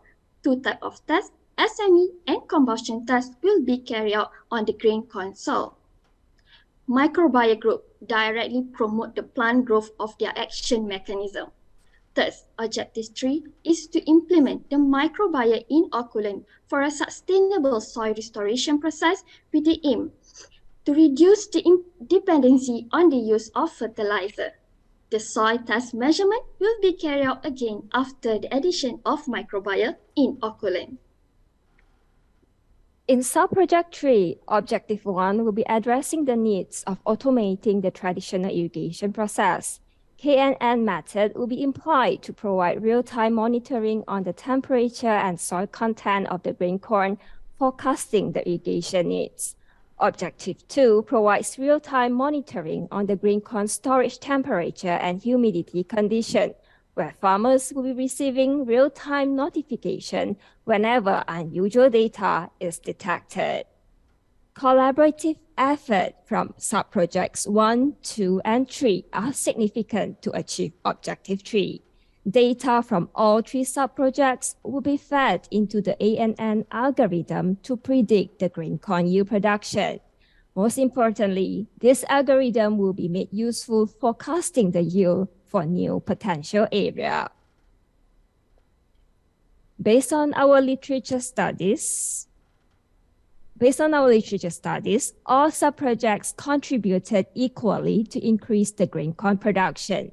The collective effort from biology, agrophysics, and IoT technologies will make Gracotech a promising technology for a success and sustainable green corn production in Malaysia. For data sharing plan, progress monitoring and sharing session will be done quarterly and biannually. All the outcome of the research will be uploaded in data cloud. The finding of this research will also be shared with the stakeholder. Now, let's take a look on the overall budget of all the 3 subtopics, which listed 8 main categories. The grand total budget is 695,170 ringgit. Let's dive a little deeper into overall milestone of this research project. As you can see, this project will be carried out for 3 years. Each year, we aim to accomplish not less than 4 milestones in order to make sure this project succeeds. The finding of this research will be translated into 9 ISI journal papers, 9 conferences, 3 copyright or patent, 3 PhD students, and consultation services. The research supports the National Food Security Policy and National Agro-Food Policy. In addition, the purpose research is in line with the SDG, Zero Hunger, Responsible Consumption and Production, and Life on Land, and 1010 MySDE Framework, Agriculture and Forestry, Sensor Technology, and Bioscience Technology. I would like to draw your attention into our vision that this project can give beneficial impact to the social, industry, economy, and environment. Farmers will experience an increase in the crop yield and thus increase their income. There will be a sustainable green corn production and enough feed food supply for poultry and ruminant. For economy, this blue ocean sector will increase the national income and reduce the dependency to the imported green corn. Like kill 2 birds with 1 stone. Environment will also receive a positive impact when the use of chemical is reduced in this research. This research concept is supported by a Food Security Institute from Kelantan and an agro-based industry from Pahang. As John Connell said, to be a farmer is to be a student forever, for each day brings something new. Green corn for tomorrow, local, natural, sustainable. That's all from us. Thank you. Thank you, Team 4, for your presentation on green corn production sustainability. Judges, you have 10 minutes for Q&A with Team 4. Thank you, Team 4, for the good presentation. Open to the judges for their comment. Anything to add? I read a few times this proposal. Can you comment on the UVC light concentration issue? And then you're using neural network and K neural network, and then the last one, A neural network. You might not fulfill some of the so-called criteria of neural network. What are the artificial intelligence in this method? And this is not new at all. Everybody working in AI, they know this method. So what is your contribution? Thank you. Right, I will go first with the KNN method and AI method. Thank you, Prof. Leong, for the question. So for the KNN method, because in the current market, especially in the corn industry, they do have the automated irrigation system. But what from the finding is that they have been published is that they are able to increase slight efficiency in terms of yield, which is about 5%. However, the KNN method, yes, it is available, but what we could do is that my partner Niwa will be studying on the landscapes, on different landscapes. So under different circumstances, the yield prediction will be different. So this KN method will come in place to predict based on the different landscape scenarios, based on different conditions in Malaysia. And second question from you, Prof. Leong, regarding the ANN, because our motivation is to increase the grain corn prediction targeted at 1.4 million by 2033. So along this process, what we need to do is to boost our productivity from currently what we can arrive is at 8 tons per hectare, and we need to hit the target of double, which is 16 tons per hectare. That is quite a distance to go. So currently, over the countries, New Zealand are able to arrive at 12 hectares per hectare. 12 tons per hectare. That is quite huge.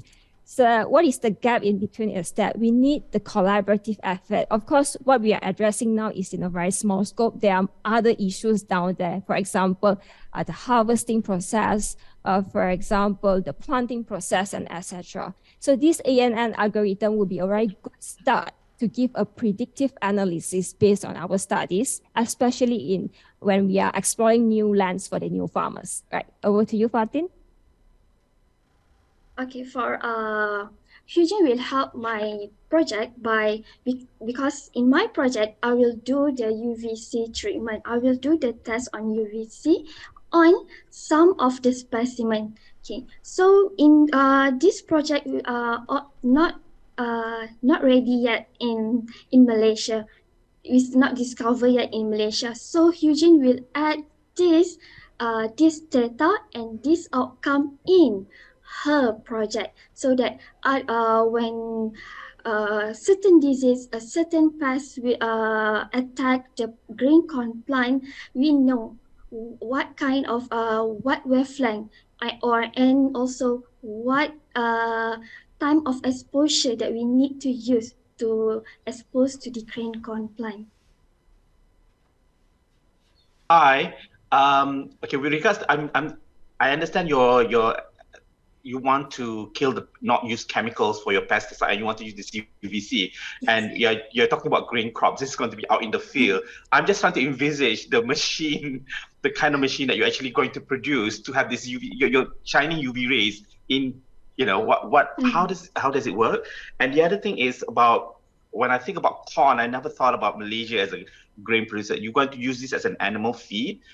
Is there any possible, why don't we run away from corn and use other sort of animal feed in Malaysia that probably is being produced more, that we can produce more?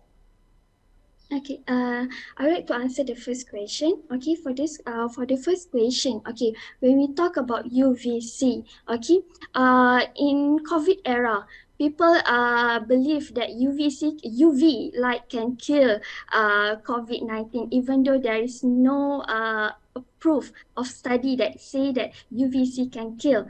But however, UVC can actually help us in dealing with the disease and pests. How? By mutating the DNA of the pest and also the pathogen that cause diseases. Okay, so what size? Maybe people will ask, how big is the machine? So we can develop in a small size of UVC.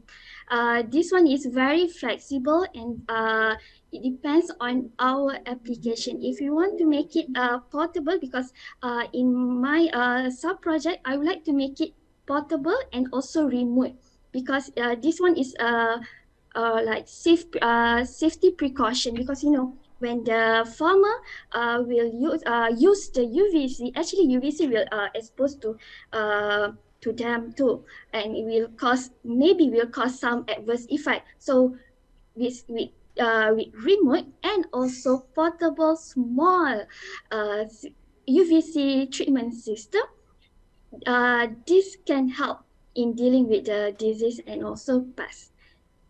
Doctor. Okay, I pass to Niva. Yeah. Okay. I'll take for the second question, Doctor. Okay, Doctor asked why green corn for the ruminant feed, right? So when we talk to some poultry industry people, for example, I have experience talking to Bismi Chicken from Kedah and some staff from Selangor Agriculture Department. Okay, what they consider is, what they need is, they want a feed that already they use for their animals.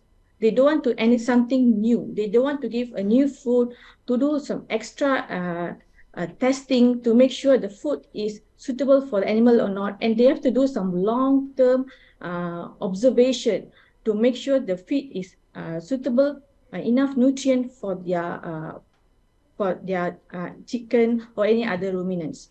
So what the industry need is, they want grain corn. That's the answer that we get from the industry.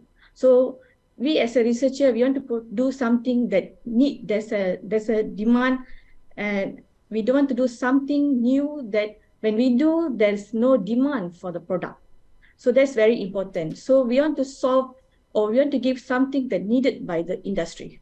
That's why we still want to do grain corn, and there are some during our discussion also, why not soybean, why not cassava, why not other food?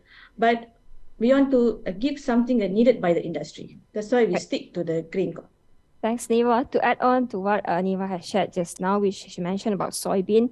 In fact, soybean is one of the popular options, but the ratio as compared to grain corn is relatively low. This is one thing. Another thing is, we propose this is to in line with MAFI initiative, which is to achieve 1.4 million grain corn size by 2033. So the gap is huge. The market is there, and what we have in mind is to improve the income of the farmers, especially the new farmers, the young farmers. And doctor, even the industry have tried to give some other feed to the animals, but they realize it's failed. So they really say grain corn is the best as a feed you're for saying their the animal. animals. So you're saying the animals quite choosy. They love corn compared to others. Yeah, it's something like that. When we used to certain kind of food, when we introduce something new, you cannot accept it very soon. It will take some time to adapt. Then we have to do some experiment test whether we are okay with the food, the nutrient level, the growth of the animal. So it's took a long term. So they want a very fast solution. So the fast solution is we improve the current feed. So it's not something we introduce something new. Any other question, judges? If it's not, I would like to say that they are, of course, this is timely, but too late, because the Ukraine war has stopped the production of corn as they like to do, right? And also some countries need the corn more than Malaysia need. So the thing is that corn is not a Malaysian staple diet. It's more for animal feed supplement. But nevertheless, the animal feed that we have choice in Malaysia, during the period that when this started, we wanted to control the our chicken costs and all that. And one of the area that led to it was the animal feed, the chicken feed, right? Then we are encouraging people to go into using black fly to feed. There's some research on that area. You not mention the competitors in this. Also the animal waste, the PKC palm kernel, also considered as, because these are available locally and it is readily available, some of this. So all the best to Team 4, and thank you very much, judges, for your questions, and thank you, Team 4, for the good presentation as well. All right, thank you. Judges. Thank you, judges.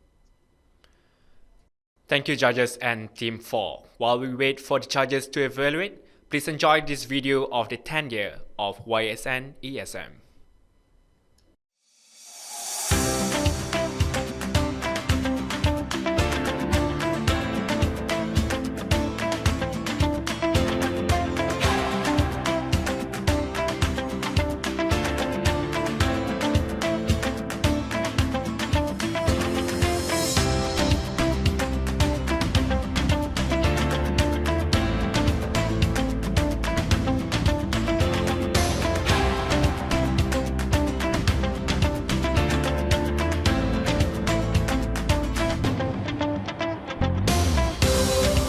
YSN-ASM is the National Young Academy in Malaysia that consists of top young scientists under the age of 40, who are devoted to contribute to the national ecosystem beyond their individual research interests.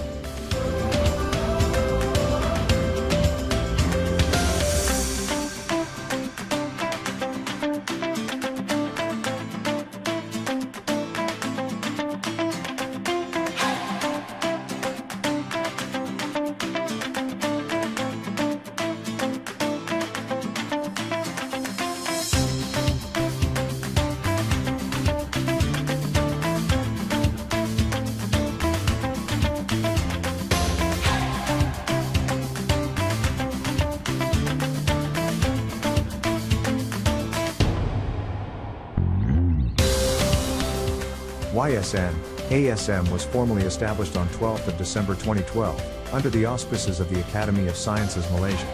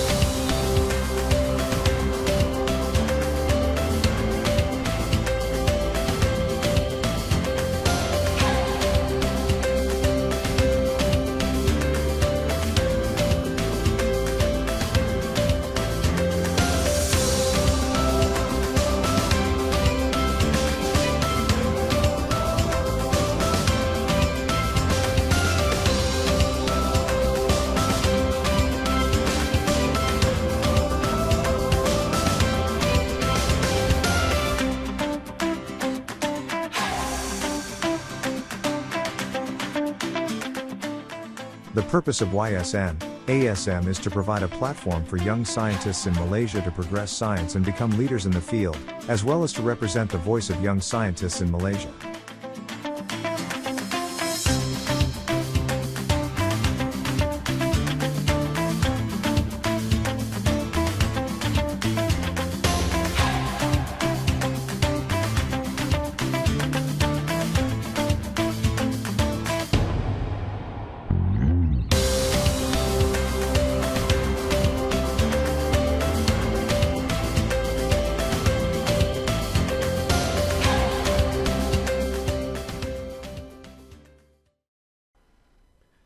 Ladies and gentlemen, last but not least, we would like to invite Team 5 to present a proposal with title Development of Multiple Mode Power System Integrated with Photovoltaic System for Lung Cancer Treatment.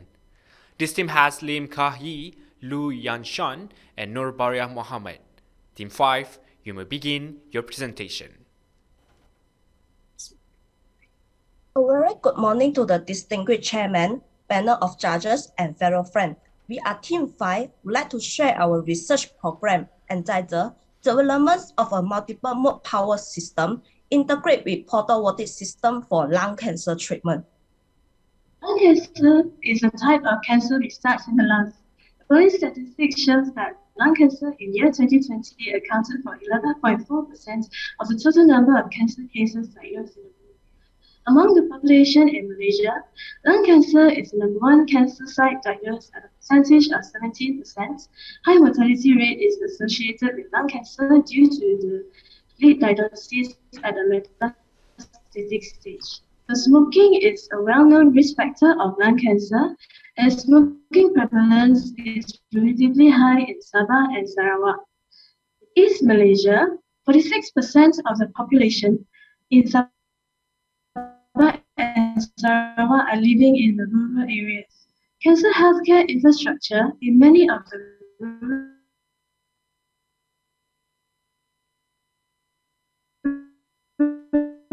areas of Malaysia has been limited cancer center, and we have another one in Sarawak. So patients city centers to receive comprehensive treatment. Ladies and gentlemen, in 2020, Malaysia had achieved 100% of electricity access rate. However, the percentage of households in Sabah and Sarawak enjoy electricity is still less in comparison to the Peninsular Malaysia. It is reported that 0.8 million Malaysians are living without electricity, and most of them are living in the rural area of East Malaysia. Malaysia is located near to the equator. Thus, Malaysia experiences a tropical rainforest climate and receives abundance of solar irradiance throughout the year. Because of this, Malaysia has a very high potential in generating electric power through a PV system. However, there are few factors limits the access to electricity, especially to rural area of Sabah and Sarawak. For example, geographical constraint, fail to receive financial and technical support from the state administration, low income level, and DC generator are widely adopted. So here, our solution is on-the-go lung cancer treatment, and each sub-project has 3 phases to achieve 3 objectives. The research program is graphically illustrated in the graphical abstract. Project 1 highlights the concept of renewable solar energy supply from the high-performance PV system. Project 2 integrates the developments of portable multiple-mode power supply system.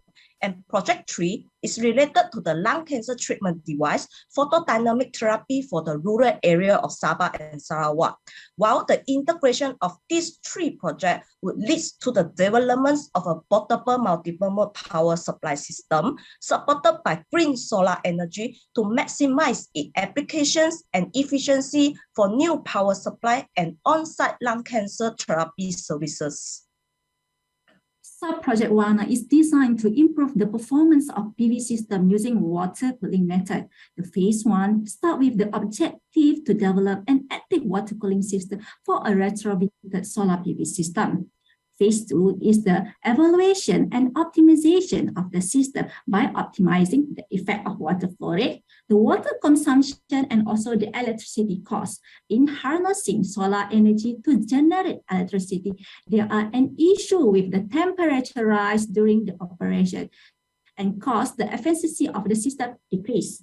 The temperature sensor will be installed equipped with the smart control and monitoring system to evaluate the effectiveness of the temperature distribution profile of solar panel with and without water cooling effect. For the phase 3 is the performance assessment to optimize the cost performance index of the system. There are 2 indicators will be used to determine the levelized cost of electricity. Development of an efficient, multiple-mode, and environment-safe power supply system has emerged to be an urgent requirement to fulfill the worldwide demands for electrical energy distribution and use. Portable power supply system has adopted the concept of capture, store, charge to step up the input cell voltage to the sufficient output voltage. The device has been integrated with the component listed in Figure 2 to offer extra excellent features including solar operating mode, AC-DC, USB, in-car charging, automotive battery, and wireless magnetic charging. A tangible benefit of the widespread of this innovation is the emergence of the interchangeable plugs and adapter for powering and charging the portable device. This in turn allows charging from a far wider variety of sources to supply up or down, convert and transform continuous electric power from a source to an accurate voltage and maximizing the locations and type of services. As compared to the potential available product, heavy weight, indoor application, long charging duration, short lifespan, low operating voltage, and high cost are the critical barriers that have been technically improved and critically overcome within this proposed system. Within this framework, the growing demand for high energy density, solar operated, cheap and multiple mode power supply system is seen to be a promising solution in supporting the next generations of electronic device, health and medical monitoring, diagnostic and treatment against extreme conditions. For the successful accomplishment of this project, phase 1 is related to the design of the multi-mode power supply module, and the technical features has been proposed in figure 3. Phase 2 involves the integrations of AC/DC voltage, USB device, automatic battery, in-car charging, solar power operating mode, and wireless magnetic resonance technology into the multiple mode power supply system to improve its portability and operating mode to support both indoor and outdoor application. Eventually, the newly developed system will be evaluated on site at the rural area at Sabah, Sarawak under different changing conditions, notably climate change, operations, and power requirement. To summarize, the inventive features of Project 2 are eco-friendly, high selectivity, high flexibility, multiple mode of operations, compact size, lightweight, and with low maintenance requirement. Sub-project 3 is connected to sub-project 2 in that the multi-mode power supply system will be applied for on-the-go photodynamic treatment of lung cancer. PDT is an FDA-approved minimally invasive treatment procedure. It is the use of light energy to activate photosensitizers to generate reactive oxidating species to kill the cancer cells. The first phase starts formulation development of liquid-based pleiotropic liquid crystalline nanoparticles as a carrier system for paclitaxel and carotene. Formulation development steps is as shown, and a freeze-drying method will be used to prepare the inhalable dry powder LLCNs, dry powder forms.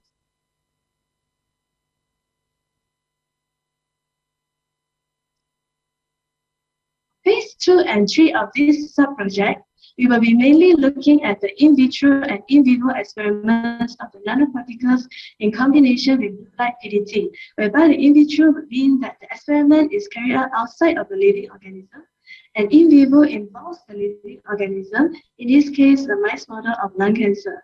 A range of experiments will be carried out to find out about the anti-cancer activity, as well as the optimization of PDT parameters. For the project timeline, we have here is shown across the 3 years, and sub-projects will be carried out in parallel to one another. And finally, we finished the project with the on-site assessment. So we will have our own data management and data sharing plans. And in terms of the data collection, data retention, and data dissemination. In terms of research deliverable, the research program outlined the novel concept of development of multiple mode power integrated PV system for lung cancer treatment. The potential applications of the research finding will expand the accessibility of a variety of applications to the bottom billion worldwide.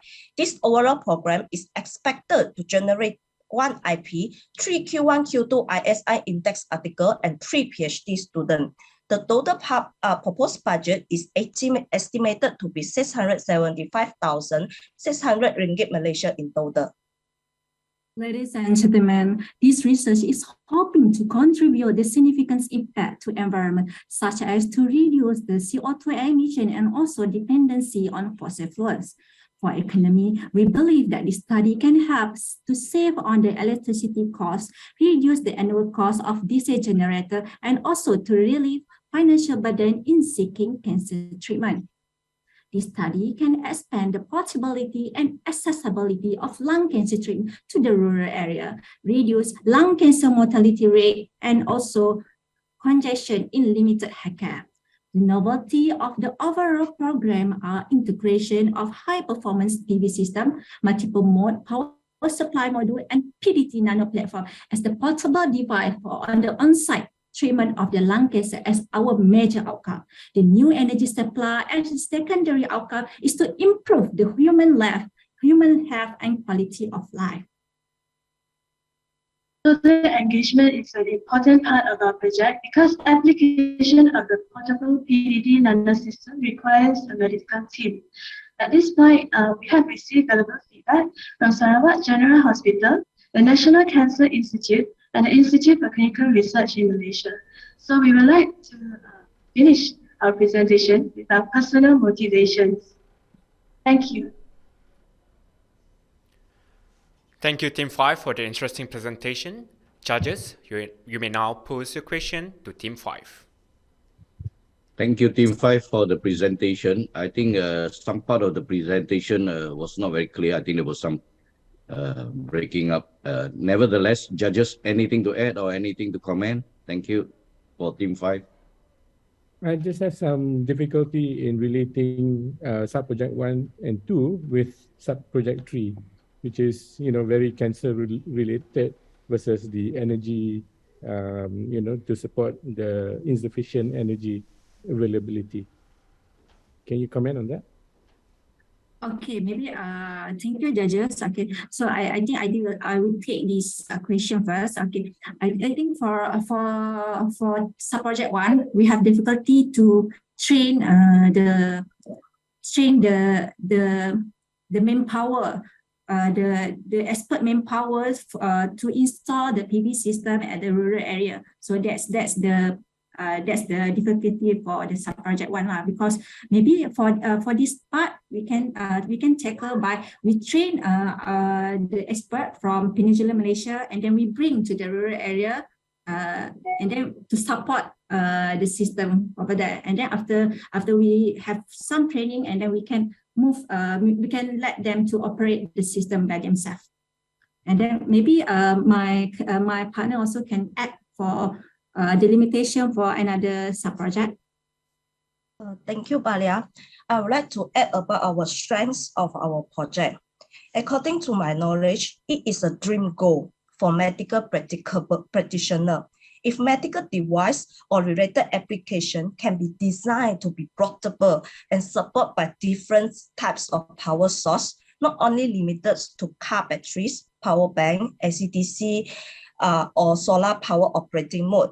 And this is the key and heart of this program, integrating all these features into one unit for the benefit of the bottom billion. When I try to read a proposal, I have a lot of thought is, you want to focus on the power saving energy, or you want to focus on the lung cancer treatment? This is my first thought.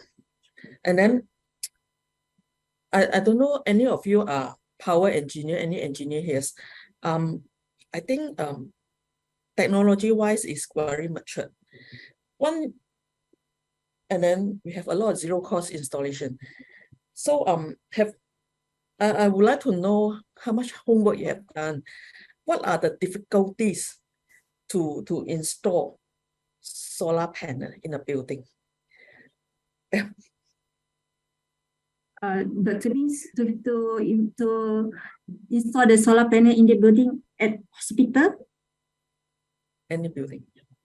Okay, so actually our project, we target to install the on-site application. That means we will choose one location with high potential of generating electricity through a PV system, and then with no shading to install the PV system, and then we store the energy inside the sub-project too. And then this PV system also not only limited to this treatment, but this the power that generated by the PV system only we also can be used by the household for their daily routines as well. Thank you, Baria.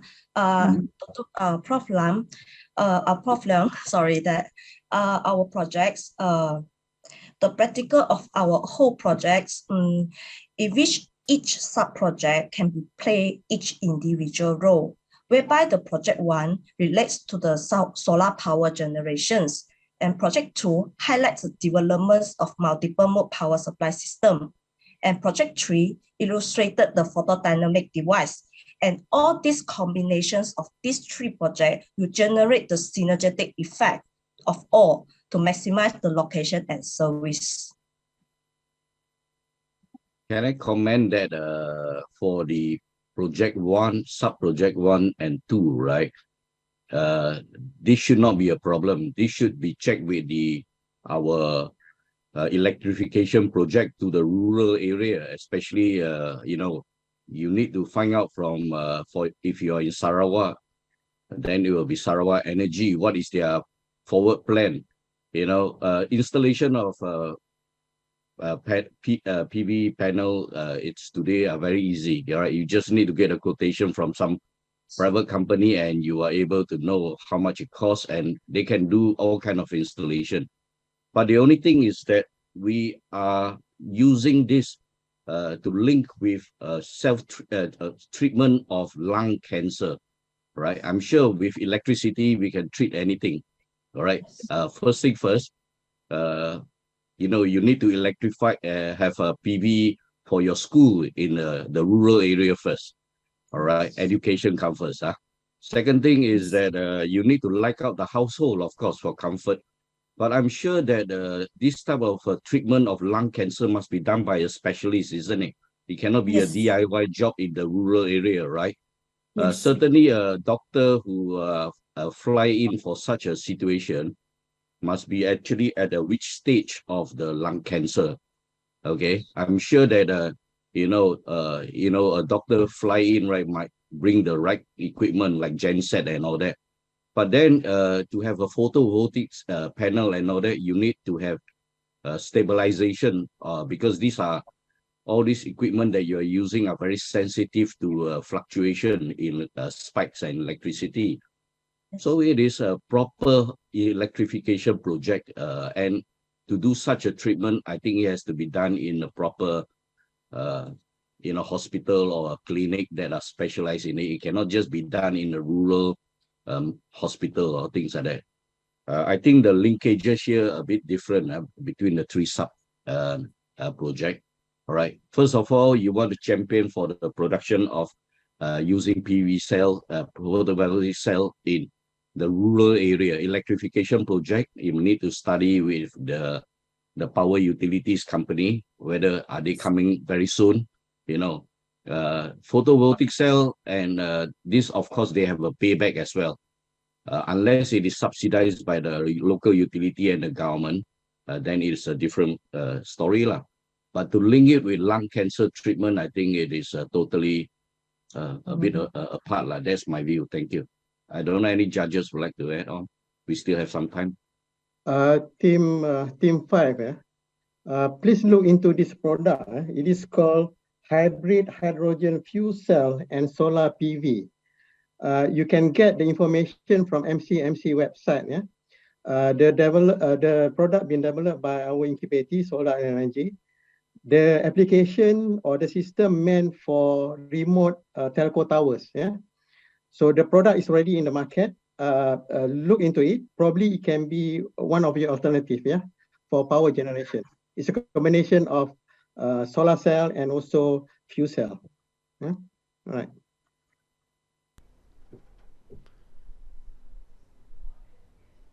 Thank you, Mr. Amin. I think one of the area that this can improve is that if you would like to use it for remote telecommunication with a photovoltaic cell, so that you can have telemedicine anyway, that you do not need to drag a certain patient all the way from the rural area, the village, to come and trek about 3 hours, and just to get a diagnosis, take for about 2 minutes, 3 minutes to see the doctor, and apps can actually be set up to see whether there is a need for such patients. I know that there are apps already being set up for pregnant women who have to control the sugar level, diabetes. So all they need is to have a communication to the local doctor. Then the doctor will decide whether you need to come to the clinic or not for treatment, or else you can do your own treatment on the sugar level yourself. So, but lung cancer, I'm not an expert in this area. I would say that you can't do a DIY reading and say and also the stages. Thank you. Thank you, Doctor. I have a last add up for our program. So for project one will generate the the solar energy from high PV system to project 2 to capture, store, and charge for the project 3 lung cancer treatment device. So for the extra features for the project 2 will be as an alternative to the project 3 and project 2 if the extreme condition occur, for example, no sunlight or raining seasons or flooding, so that we come out with the multi-mode power supply, which the power mode supply can be interchangeable plugs and adapter to charging or getting all the power supply from different wide variety of source. I also want to add to Kai, because actually, right, we have limitation here because we only have one government hospital in Sabah and one government hospital in Sarawak. So when the patient going to receive the treatment is very congested in that healthcare. So and also if patient need to go to the center, they need to spend more cost on the accommodation, transportation, and so on. So, and then right, the oncologists cannot bring the treatment to their place because our conventional method is using like radiotherapy, chemotherapy. That machine is very big and cumbersome, so cannot bring that one. So our focus here is we would like to bring the portable bronchoscope to their place, which is more light, can be used indoor, and then we also can use to add up with the telemedicine. We can give the instruction, and then with the assistant of medical assistant, of course. Thank you, Team 5. The 10 minutes is up. With that concludes the presentation session by the 5 team of the 2022 Chrysalis Award Grand Final pitch. Our last video of the day is brought to you by the Academy of Sciences Malaysia. Please enjoy. Science plays a vital role for economic development and societal well-being. Understanding this, the Academy of Sciences Malaysia was established with a mission to be Malaysia's thought leader in all areas of science, technology, and innovation. To realize its mission, ASM harnesses the nation's top scientific minds to chart the STI direction and facilitates the implementation of an innovation-led economy for the country. ASM's commitment lies firmly in fostering a culture of excellence in STI in Malaysia. ASM does this by providing independent, credible, relevant, and timely STI input of national and international importance to the country. Our network of expertise comprises Malaysian scientists, engineers, and technologists who specialize in various disciplines. The Academy assists in upgrading the nation's technological capabilities in the industrial sectors by producing high-quality publications such as peer-reviewed journals, monographs, and books. In addition, ASM also provides input on current and future technology trends to be considered and taken up by the government in driving the nation's economy forward. To provide Malaysian scientists with the best opportunities and exposure, ASM actively extends its international networks and collaborations. It currently has a range of multilateral engagements with renowned scientific institutions worldwide. The Academy also champions the need to grow the right talent in STI by cultivating interests in science, technology, engineering, and mathematics to the younger generation. In short, the Academy's ethos is proudly defined as Think Science, Celebrate Technology, Inspire Innovation.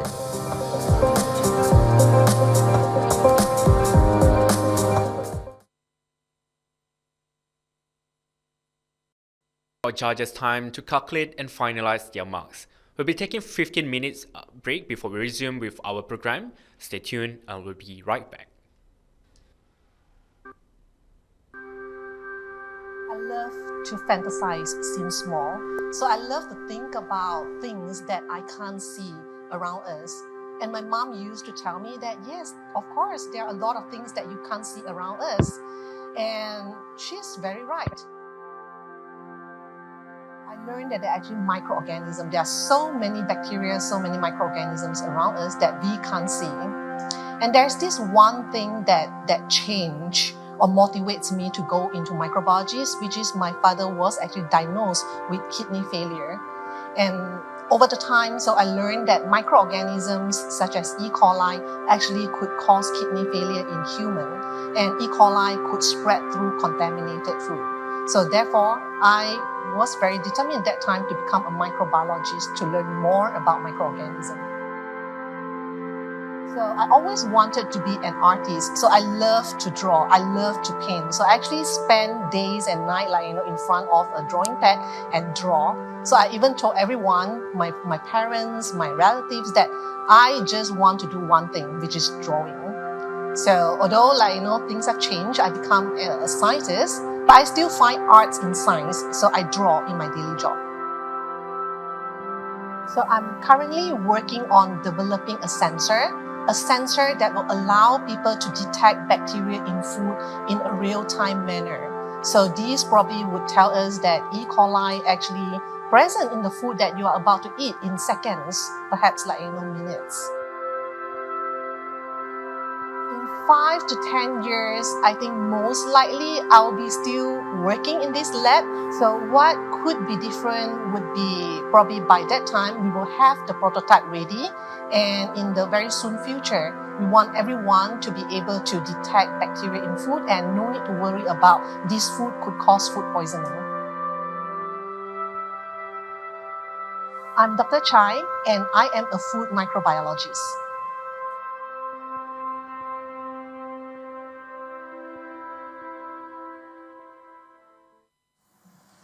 How would you start your day?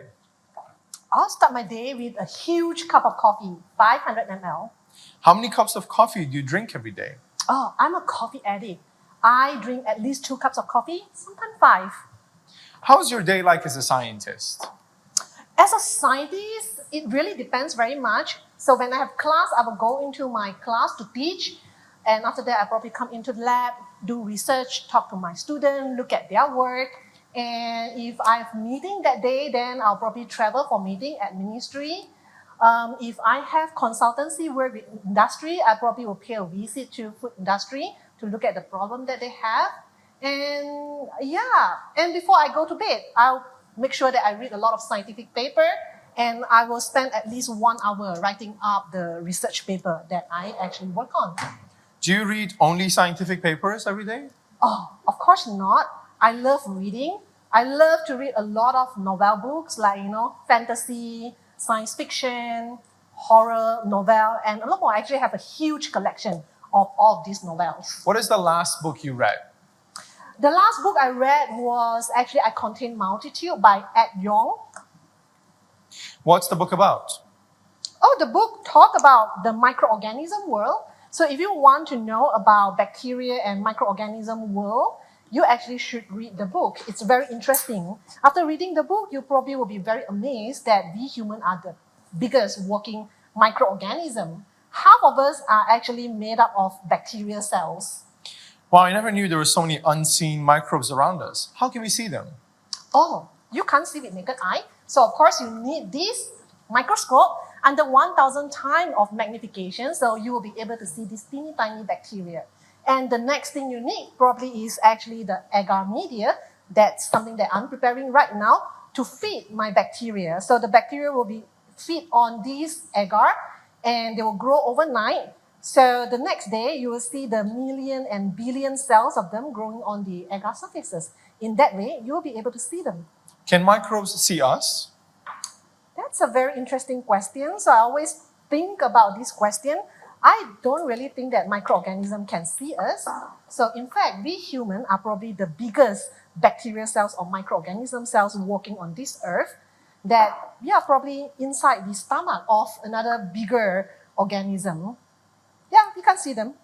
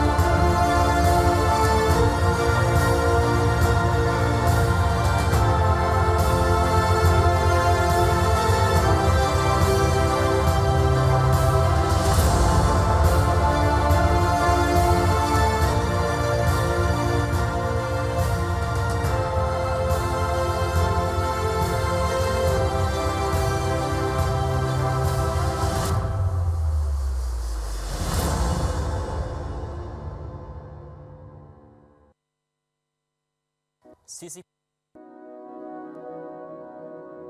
For every 5 seconds that I spend time in this interview, 2 people would have found out that they have cancer and 1 life would have been lost from cancer. And it's from that understanding that modern medicine, despite its advances, still is inadequate to actually help every single individual out there to live their maximum potential of life.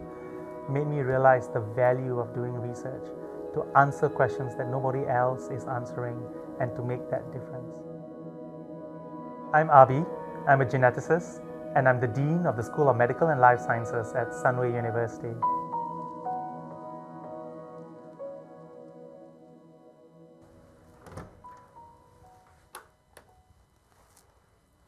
Good morning. Morning. Are you always this early? Always. What about when you're not working? What do you like to do then? I used to row at Cambridge, but these days I salsa. Fun. Okay, let's do more fun facts. Who is your favorite celebrity? Beyonce. What kind of superpower do you wish you had? Mind manipulation. Look into my eyes. Are you an indoor or outdoor person? Mostly indoors, but occasionally I like the outdoors too. How many languages do you speak? Only 2, but I can swear in a few more.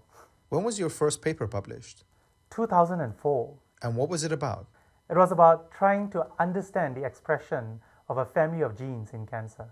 And what are you working on right now? Well, let's find out.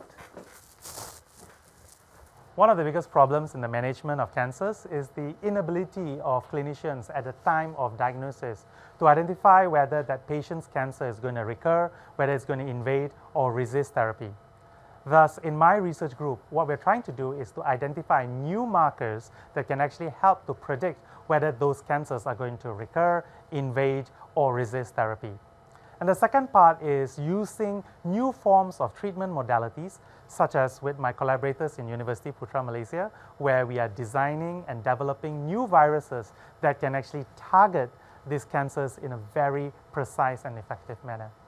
Come along. What is the most rewarding part of your work? One of these amazing things about being a scientist is that I get to learn something new every single day. But the most rewarding thing is how I'm able to engage with the next generation of leaders and scientists and to realize and believe that my actions and the choices that I make will shape and impact their lives. Which researcher would you like to collaborate with the most? Dr. Nick Zainal, an amazingly brilliant British-Malaysian researcher at the University of Cambridge, who has successfully shown how the use of whole genome sequencing can help to guide a clinician's precise manner in treating patients. Would you change your field of research if you could? Absolutely. Science is there for scientists to address the demands and challenges of humanity, and this evolves all the time. And therefore, scientists, because our skills are transferable, need to know when do we need to pivot so that we can remain relevant and address the important problems that matter. And talking about change, let's move on. Who would you like to have dinner with? Marie Curie, if she's still alive, or Beyonce. Why? Should I mention my wife? What would you be if not a scientist? A historian. Wouldn't it be great if we learn from the mistakes of the past? What is the toughest problem you wish to solve? Equity. We need to ensure that the advances in cancer research not only benefits the rich, but everybody. What is your impression of Merck? Amazingly innovative, their product range allows scientists like me answer the questions that matter. But Merck Malaysia does that extra. It allows for young researchers to be engaged through an industry academic partnership to create the value and excellence the country needs. Okay, one last question. What is your wish for Malaysian researchers? Fight the need for instant gratification. Instead, focus on creating the value that matters.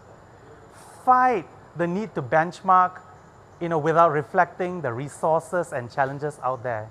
Instead, let's celebrate each other's achievement. And finally, fight the need to be better than all. Instead, try and be better for all. Together, let's ensure that Malaysian scientists are on the right side of history books, that we work together to fight the grand challenges that humanity is facing today. well, I need to make sure that I'm on the right side of this history book. So, bye-bye.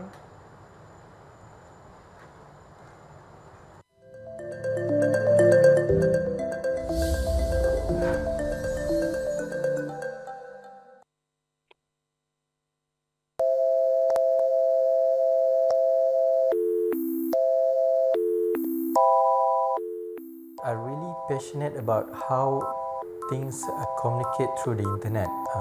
The industry and the consumers nowadays, everyone want to see the benefit of Internet of Things. So throughout my research, what I wish to pursue is to see how efficient and how good is the performance of these sensors to communicate among themselves. Human, especially society, to have this fear on new technology, or what we call as technophobia. So automation eventually will arrive and expected to mature in our daily life. Yeah? But what we can do is to upskill or reskill ourselves, looking at how we there's not many things that I can do. For example, human touch, the use of emotion, our emotional intelligence, creativity, and also in terms of problem solving. Also, this is the part where AI is still at early development, but we as human, when we work as a team, we pretty much can triangulate all the problems and solve it much better than AI. Hello, my name is Rosjadi Nordin. I'm an associate professor in wireless communication from University Kebangsaan Malaysia.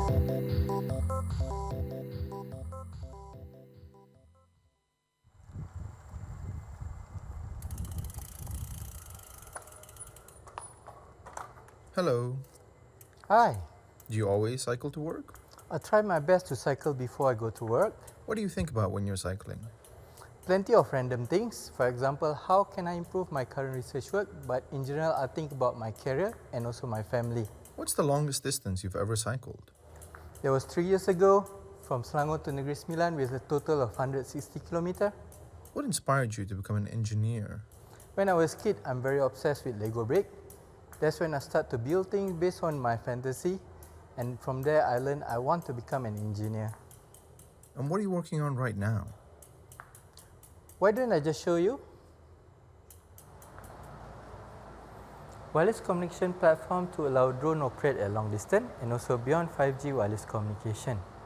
And this is the wireless lab where all the magic happens. What is the most rewarding part of your work? Solving research challenges while doing this as a team and sharing our research impact to the society and also research community. What would you do if you weren't an engineer? I wanted to be an aeroplane pilot, but in the future, I want to be a drone pilot. What's the toughest problem you wish to solve? Improve internet accessibility through wireless communication. What's your one wish for Malaysian researchers? Malaysia is not a very big country, but we have huge talent, so my wish, we work as a team in solving global challenges. How do you keep yourself motivated? Enjoy the journey rather than the destination. How do you visualize your last day at work? Either I go for cycling, if not, I pick up my twin boys at their school. And finally, what's your impression of Merck? Healthcare, life sciences, electronics, and innovation. And if you don't mind, I got to continue with work. Bye.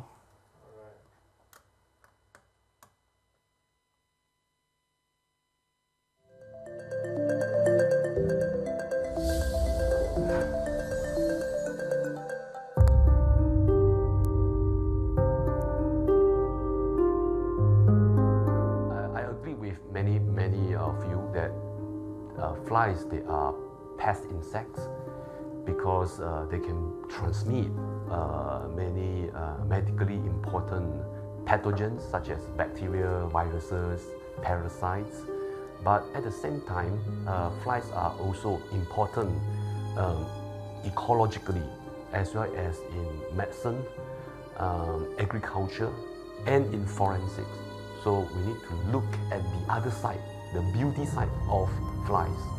For example, flies are important in forensic investigation. This is the field that I'm interested in, which is called forensic entomology, where we use insects evidence to solve criminal cases. My name is Dr. Hyo Chong-shin.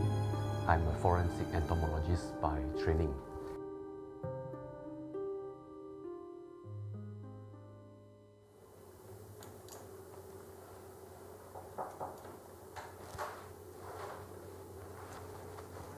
Hey, good morning. Hi, morning. What are you working on right now? I'm picking up a fly sample.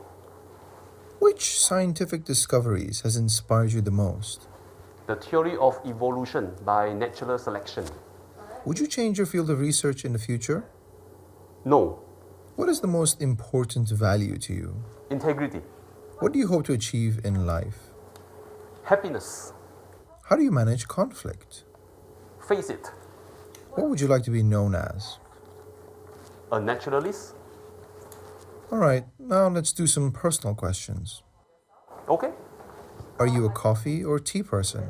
Coffee. What's your favorite sport? Taekwondo. What's a place you've always wanted to visit? Denver Museum of Nature and Science, if you like dinosaurs. What would you like to be if you weren't a scientist? A science journalist. What is one of the toughest problems you would like to solve? Is there a life in other planets? What is your wish for Malaysian researchers? Standing on the shoulders of giants. And lastly, what is your impression of Merck? Young, progressive, and energetic. All right, I'm going to work. See you next time.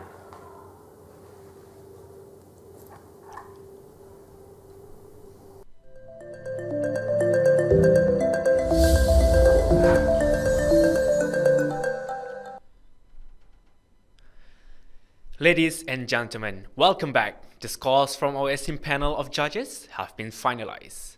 Let us invite Dr. Engineer Andy Teo Kian Hao, the Chief Judge of 2022 YSN-ASM Chrysalis Award Grand Final Pitch, to share his feedbacks and insights on our finalists' performances today.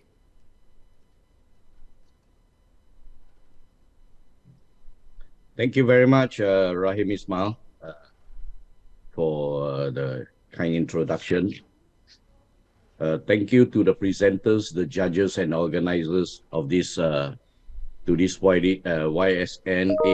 Chrysalis Award 2022 research proposal. Overall, I'm very pleased to note that there is a high level of presentation that has been shortlisted to present for the presenters to present. And within them, there are also some teamwork among some of the presenters that has presented well, and some of them have good connectivity. Of course, the viability of the project, whether at the end of it can be commercialized, it's also another challenge for the team, right? So what is that we are able to get is that we are judging on the 9 criteria: the objectives, the novelty, the impact statements, the connectivity, the research deliverable, the research methodology, the data sharing and management plan, budget breakdown, and their presentation, of course, their presentation skill. What is more important is that all these challenges, thanks to ASM for reviving, YSN for reviving this after the COVID period. Certainly a presentation on life will be more exciting. Unfortunately, we only have to present, and some presenters may not be so coherent because of the network they are in. But nevertheless, the Secretariat has done a very good job organizing this, forwarding the necessary presentation to the judges ahead, and also the methodology on how to do the judging and all that also have been made simple. I would like to congratulate all the presenters for taking this journey, and also for the training and availing yourself the time to participate in this project. Certainly the outcome will be great. The outcome will be a good experience for every one of you all. Certainly it will be more rewarding if the outcome is turned into a commercial product or services, viable product. So some of the area there needs to be a bit more work to be done. As you know, maybe you are moving on to the next stage on the technology readiness level. And I for one, I'm very used to pitching at the end of it when I would like to see whether it can be commercialized, because I come from the industry with a manufacturing background, you know, that I will know whether that project is viable to be manufactured, whether there is a market for it. Then certainly we have to do a technology market readiness on your project as well.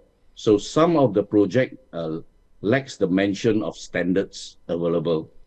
Maybe some of the project needs to create new standards, industry standard that you know, may not be there. You cannot find them. Maybe it is totally a new research. You may have to do some of this, right? But to me, at the end of the day, I am sure the judges will agree. It's that some of the pitching that has been done has actually been very well done, very well coordinated among yourselves.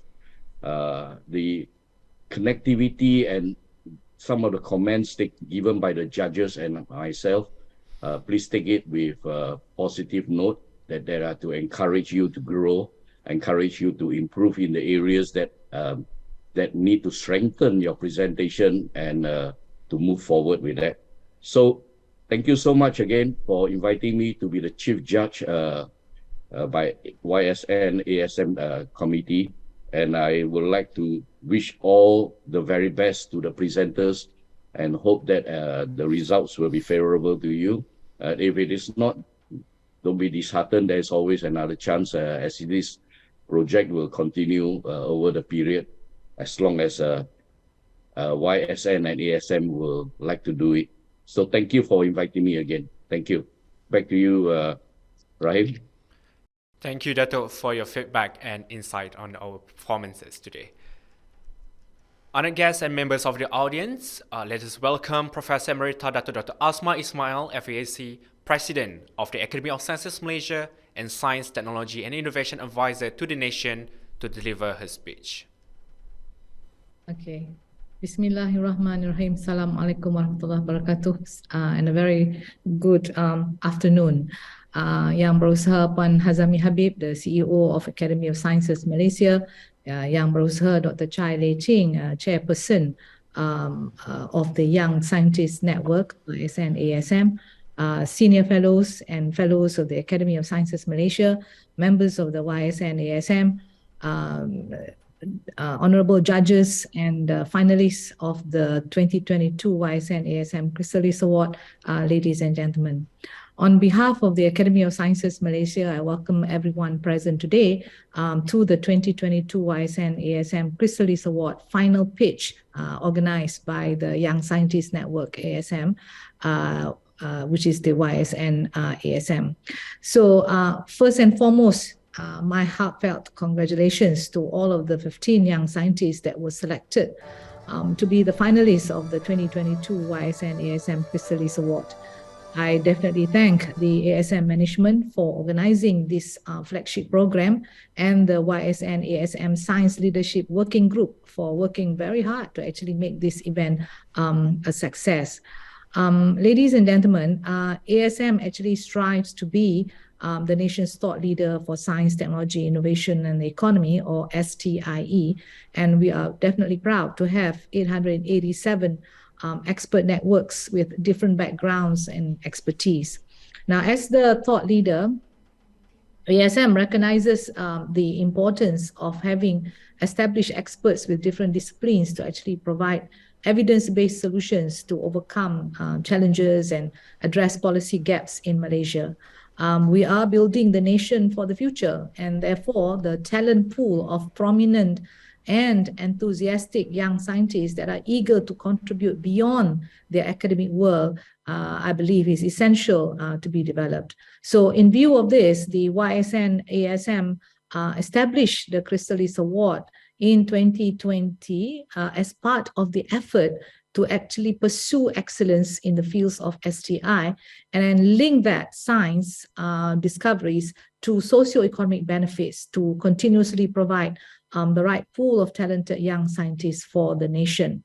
Now, the YSN-ASM Chrysalis Award is specifically designed to strengthen and nurture the talent and capability of young researchers so that future researchers can then be empowered in alignment with the science, technology, innovation, development trajectory of Malaysia. So in line with the 2022 Chrysalis Award, Revolutionizing Young Researchers to Future Leaders theme, I think it's high time for the young researchers to position themselves not just as scientists, but as scientists that can lead the nation. Since the establishment in 2020, the Chrysalis Award program has basically trained 45 prominent young scientists under the age of 35. And they are the emerging talent that hopefully will shape the future STI landscape of our country.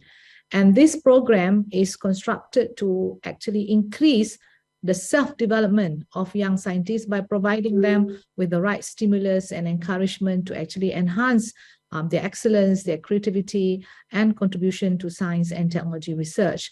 So in the spirit of actually nurturing talent, they are nurtured and strengthened with leadership skills and competencies. Not just enough to know about knowledge of science, you also need to develop leadership skills and competencies. So these young scientists would now have the opportunity to actually build networking and collaboration with the best scientists at national and international levels through workshops, stakeholder engagement, and roundtable discussions organized by the ASM. So the finalists will receive continuous support. I think this is very important, and not many would guarantee this for the researchers and finalists involved. And the finalists will receive continuous support and mentoring for the next 5 years. This is a huge commitment from the YSN-ASM members and industry placement for their internship. So I think you won't get this kind of coaching anywhere else, and not only just for this year, but for the next 5 years. So actually they are monitoring and mentoring and coaching as you develop for the next 5 years. So under the ASM's strategic plan for 2021-2025, the focus is on becoming a change maker. So in this context, through the Chrysalis Award, we hope to develop young researchers that can basically thrive as change makers in this rapidly changing environment. And these researchers need to deep dive into current issues such as planetary health, which is what we've been doing, right? Which includes climate crisis, energy security, food security, and also science education, biosecurity, stem cells, genetic research, to name a few at the local and global levels.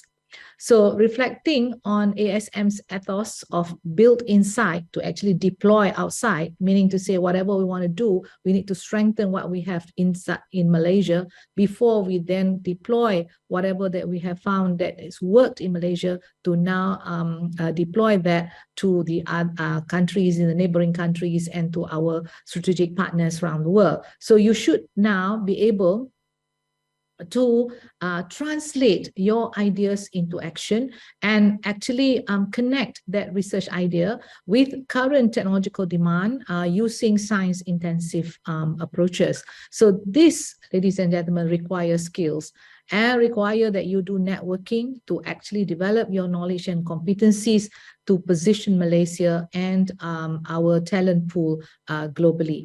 So science communication skill definitely is another skill that young scientists need to strengthen. The ability to articulate well is very important, and the ability to articulate to the right audience using the right pitch. So this, to me, is a skill that you need to learn. So interdisciplinary science areas can foster collaboration and innovation faster when the science is communicated clearly with the right kind of purpose and have to be done effectively. So every research proposal should be packaged to convey the accurate information in the most relatable and attractive manner to the right people.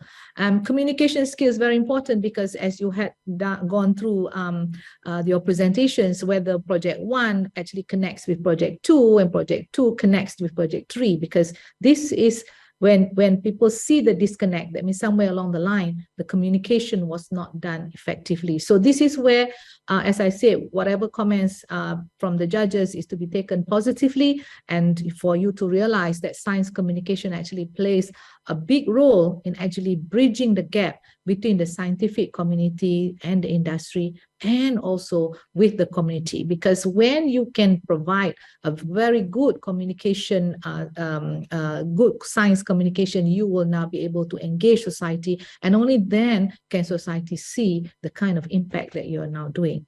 So developing leadership mindset among young scientists is another equally essential thing that needs to be done. So this includes staying at the cutting edge of innovation, understanding the links between the ideas, and understanding the end game of your research. I think that was always brought forward.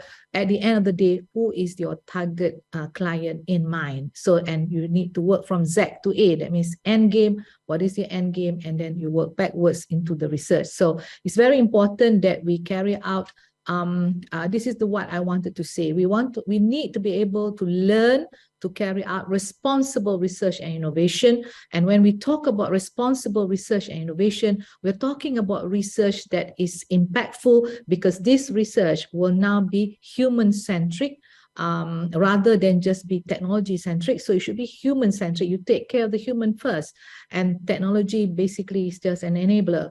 And on top of that, the solution that you offer need to be nature-based, because that's what you're connecting, why we talk to you about planetary health, and why your solution need to be connected to the SDG. So it needs to be nature-based, but at the end of the day, as we go post-COVID, values-driven is very, very now important. So we need to now be able to connect all these three: human-centric, nature-based, and values-driven. So these obviously is not an overnight task. You got to learn this, right? This is the new game in town. So it's not an overnight task. They must be continuously worked on and implemented with perseverance.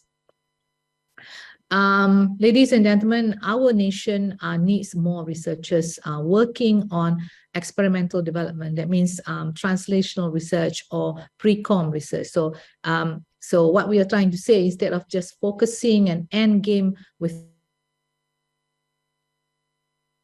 move the game to now create more values out of the knowledge that you have generated. So recent data has shown that almost 70% of the researchers in Malaysia are in fact, 79.9% of our researchers are actually in the institutions of higher learning, and only 15% are in the business sector. So even then, this 70% or more researchers in the institution of higher learning, majority of them are actually doing just fundamental research, when only our data shows only 5.5% are actually involved in moving that fundamental to translational research. So basically, we want to be a high-tech nation by 2030. So we need to move research on this. We need to move the value chain for research. So from fundamental to now develop the technology, to now combine that with the technology to create innovation. And this basically has to change if Malaysia is to become a high-tech nation by 2030. So we need to see innovation and creativity coming out. That's why I'm talking now, not about output, how many Q1, Q2 you want to produce, but about outcome. What is the kind of impact that you want now to produce for humanity and also for society and industry in Malaysia? So strengthening the STI ecosystem is one of the National Science Technology Innovation Policy that we have, one of these main focus. So as the world becomes more far more tech-driven, more significant challenges will exist, and therefore Malaysia, the tomorrow scientists are all going to be faced with a lot of unknowns, right? So therefore, Malaysia needs to increase the current ratio of 50 to 10,000, 50 is to 10,000 to now 130 is to 10,000 researchers in the labor force by 2025. So this is the real challenge for Malaysia when the number of STEM students are going down from the schools. How then do we endgame increase the ratio of scientists availability in Malaysia from 50 is to 10,000 to now 130 to 10,000.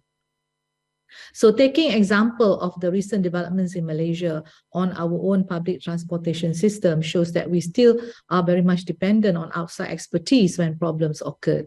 Therefore, the call for developing an innovative local workforce to actually support local technological development, I believe is crucial. So this is in line with the national policy on STI for 2021-2030, whereby the government aims to actually create an ecosystem in the economy which is led by science, technology, innovation, that I hope will facilitate the development of local technology by creating economic opportunities and producing talent or workforce in the various fields, including artificial intelligence, IoT, and blockchain technology.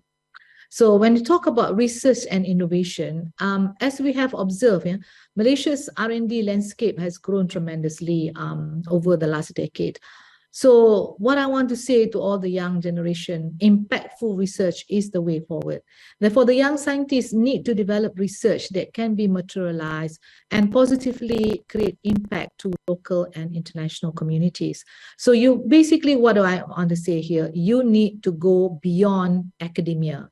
You need to be able to go to the community and to the industry. So therefore, strategic collaboration between the industry and the scientists in the R&D, or what we call the knowledge generators, we need to go hand in hand to ensure successful implementation to reach the target of what we want to be, which is a high income, high-tech nation by 2030. Therefore, you may want to factor in not only just business with the industry, but also social innovation as a part of the component of your research proposal to ensure that your research has the potential to be translated into meaningful ways for society. So translational research is essential to actually move our nation's status from being a technology user to a technology innovator. So subsequently, it would cater for the needs of a different socio-structural level that will require new ideas and solutions for products, for services, and for the market. So I want to emphasize to all the young scientists today that scientific research and development is the key to developing a scientific-based society that is engaged with what science is all about. So Chrysalis Award finalists and other scientists should basically aim to achieve more extraordinary achievement as scientists and researchers. So I'm sure this is something that you will be able to deliver in the future with the kind of training that you receive from the YSN-ASM members. So always, ladies and gentlemen, set your targets higher and aim to be a world-class scientist and a researcher. So outline your success stories by becoming the change maker and maximize your research impact by spreading your knowledge to the relevant stakeholders. For instance, the 2021 Chrysalis Award winner, Dr. Leong Y Hyong, previously she was the winner, Dr. Leong Y Hyong from University Technology Petronas, he has expanded his career as a scientist, as he's now a postdoc researcher at the Department of Nanoscience in Sojo University, Japan. And Dr. Leong has also been shortlisted to basically attend the 2023 Global Young Scientist Summit in Singapore from 17 to 20th January next year, 2023. And we have the next previous winner, Dr. Teo Aini from UCSI, is working now as a research associate at Khazanah Research Institute. She is working on food security based on her Chrysalis Award project last year. So she also received the Yurakami Foundation Travel Award to actually present her PhD research findings at the International Congress of Nutrition 2022 in Tokyo, Japan. So all these are outstanding achievements for the Chrysalis Award alumni. And we know about all this because, as I said, YSN-ASM continue to mentor, continue to coach, and continue to give a hand for the next 5 years should you be the winner. So as we move forward and coming back to the Chrysalis finalists, I'm of course delighted to see all these happy faces of these Chrysalis Award finalists today. And now, of course, you're waiting with anxiety as to who is the winners. But relax, you know, so it will be announced soon. So I encourage you now to carry out research beyond the laboratory and the academic world. So always remember that your research could help people create a better world by going beyond academia. So do not limit yourself, but always be positive and keep your mind open. So the journey to success is always about experience gain as you plow through the challenges along the journey. So remember, there must be some ups and there must be some down times, but all these are part and parcel of experiential learning. So keep on spreading your knowledge and use your expertise to basically help other people. So before I end my speech, I would like to thank the YSN-ASM and the ASM management for organizing the Chrysalis Award. I also would like to convey my appreciation to the 5 judges with their time and their dedication, especially led by our fellow Dato' Andy. And thank you so much for all that dedication and contribution to the success of this award. And finally, my warmest congratulations to all the finalists and the winners to be announced winners of the 2022 Chrysalis Award.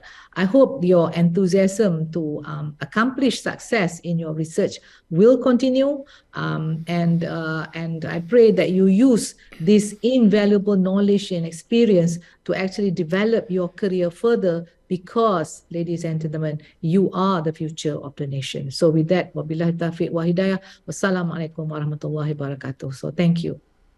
Back to you, Rahim. Thank you, Dr. Asma, for the closing remarks. We have now reached the highlight of today's program, the result of the 2022 YSN-ASM Chrysalis Award. Our first award is the Best Team Award, evaluated based on the team's proposal pitch today. The best team will receive a cash award of 1,500 ringgit and a certificate of achievement for each member. The best team award goes to Team 4. Congratulations, Lee Hui Jing, Nurfatin Aida Baharul Amin, and Nivarani Arumugam.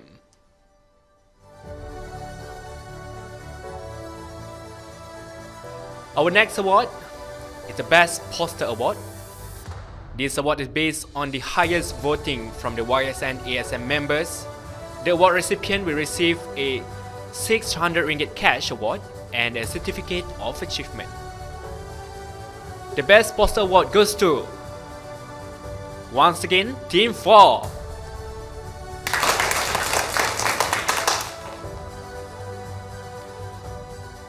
Our next award is the Best Presenter Award. This award is based on the individual performance from today's proposal pitching.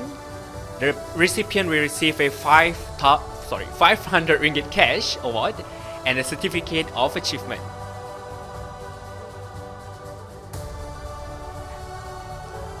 The Best Presenter Award goes to Ng Wen Chai from Monash University.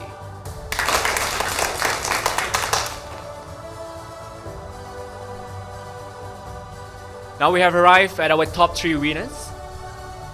The third place winner will receive a 2,000 ringgit cash award and a certificate of achievement.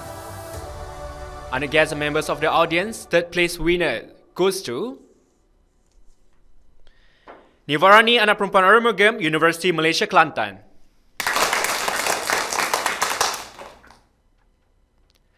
The second place winner will receive a cash prize of 3,000 ringgit and a certificate of achievement. The second place winner of the 2022 YSN-ASM Chrysalis Award goes to Lee Hui Jing from University Tenaga Nasional.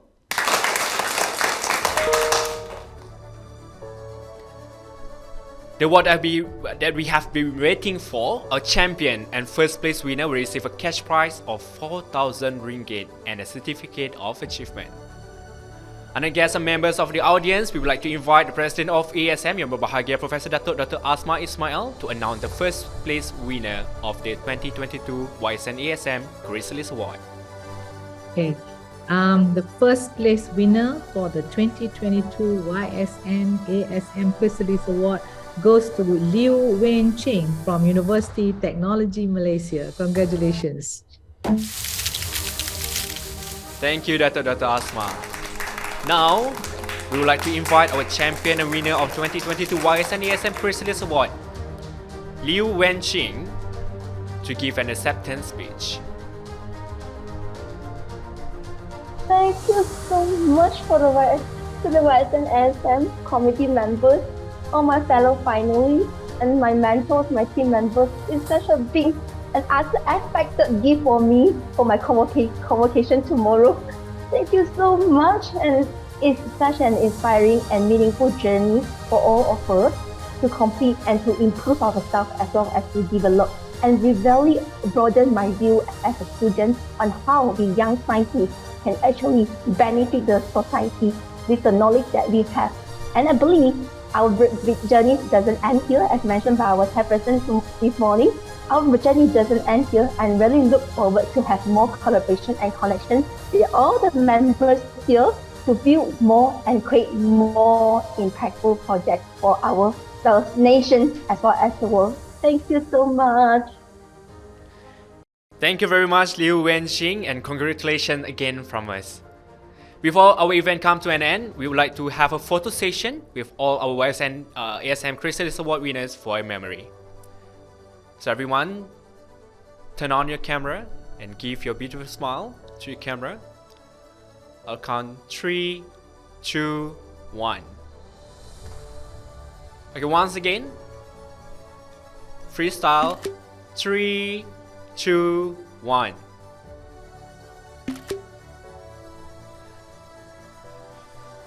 Okay, once again. 3, 2, 1. Alright, congratulations to all of our winners. With that, the 2022 YSN-ASM Chrysalis Award Grand Final pitch has come to an end. The Academy of Sciences Malaysia would like to thank the Ministry of Science, Technology, Innovation, MOSTI, for their continuous support. We'd also like to thank all members, audience who have joined us via Zoom and Facebook Live for their time and support at this momentous program. Wherever you are, stay safe and have a good day. Goodbye, everyone.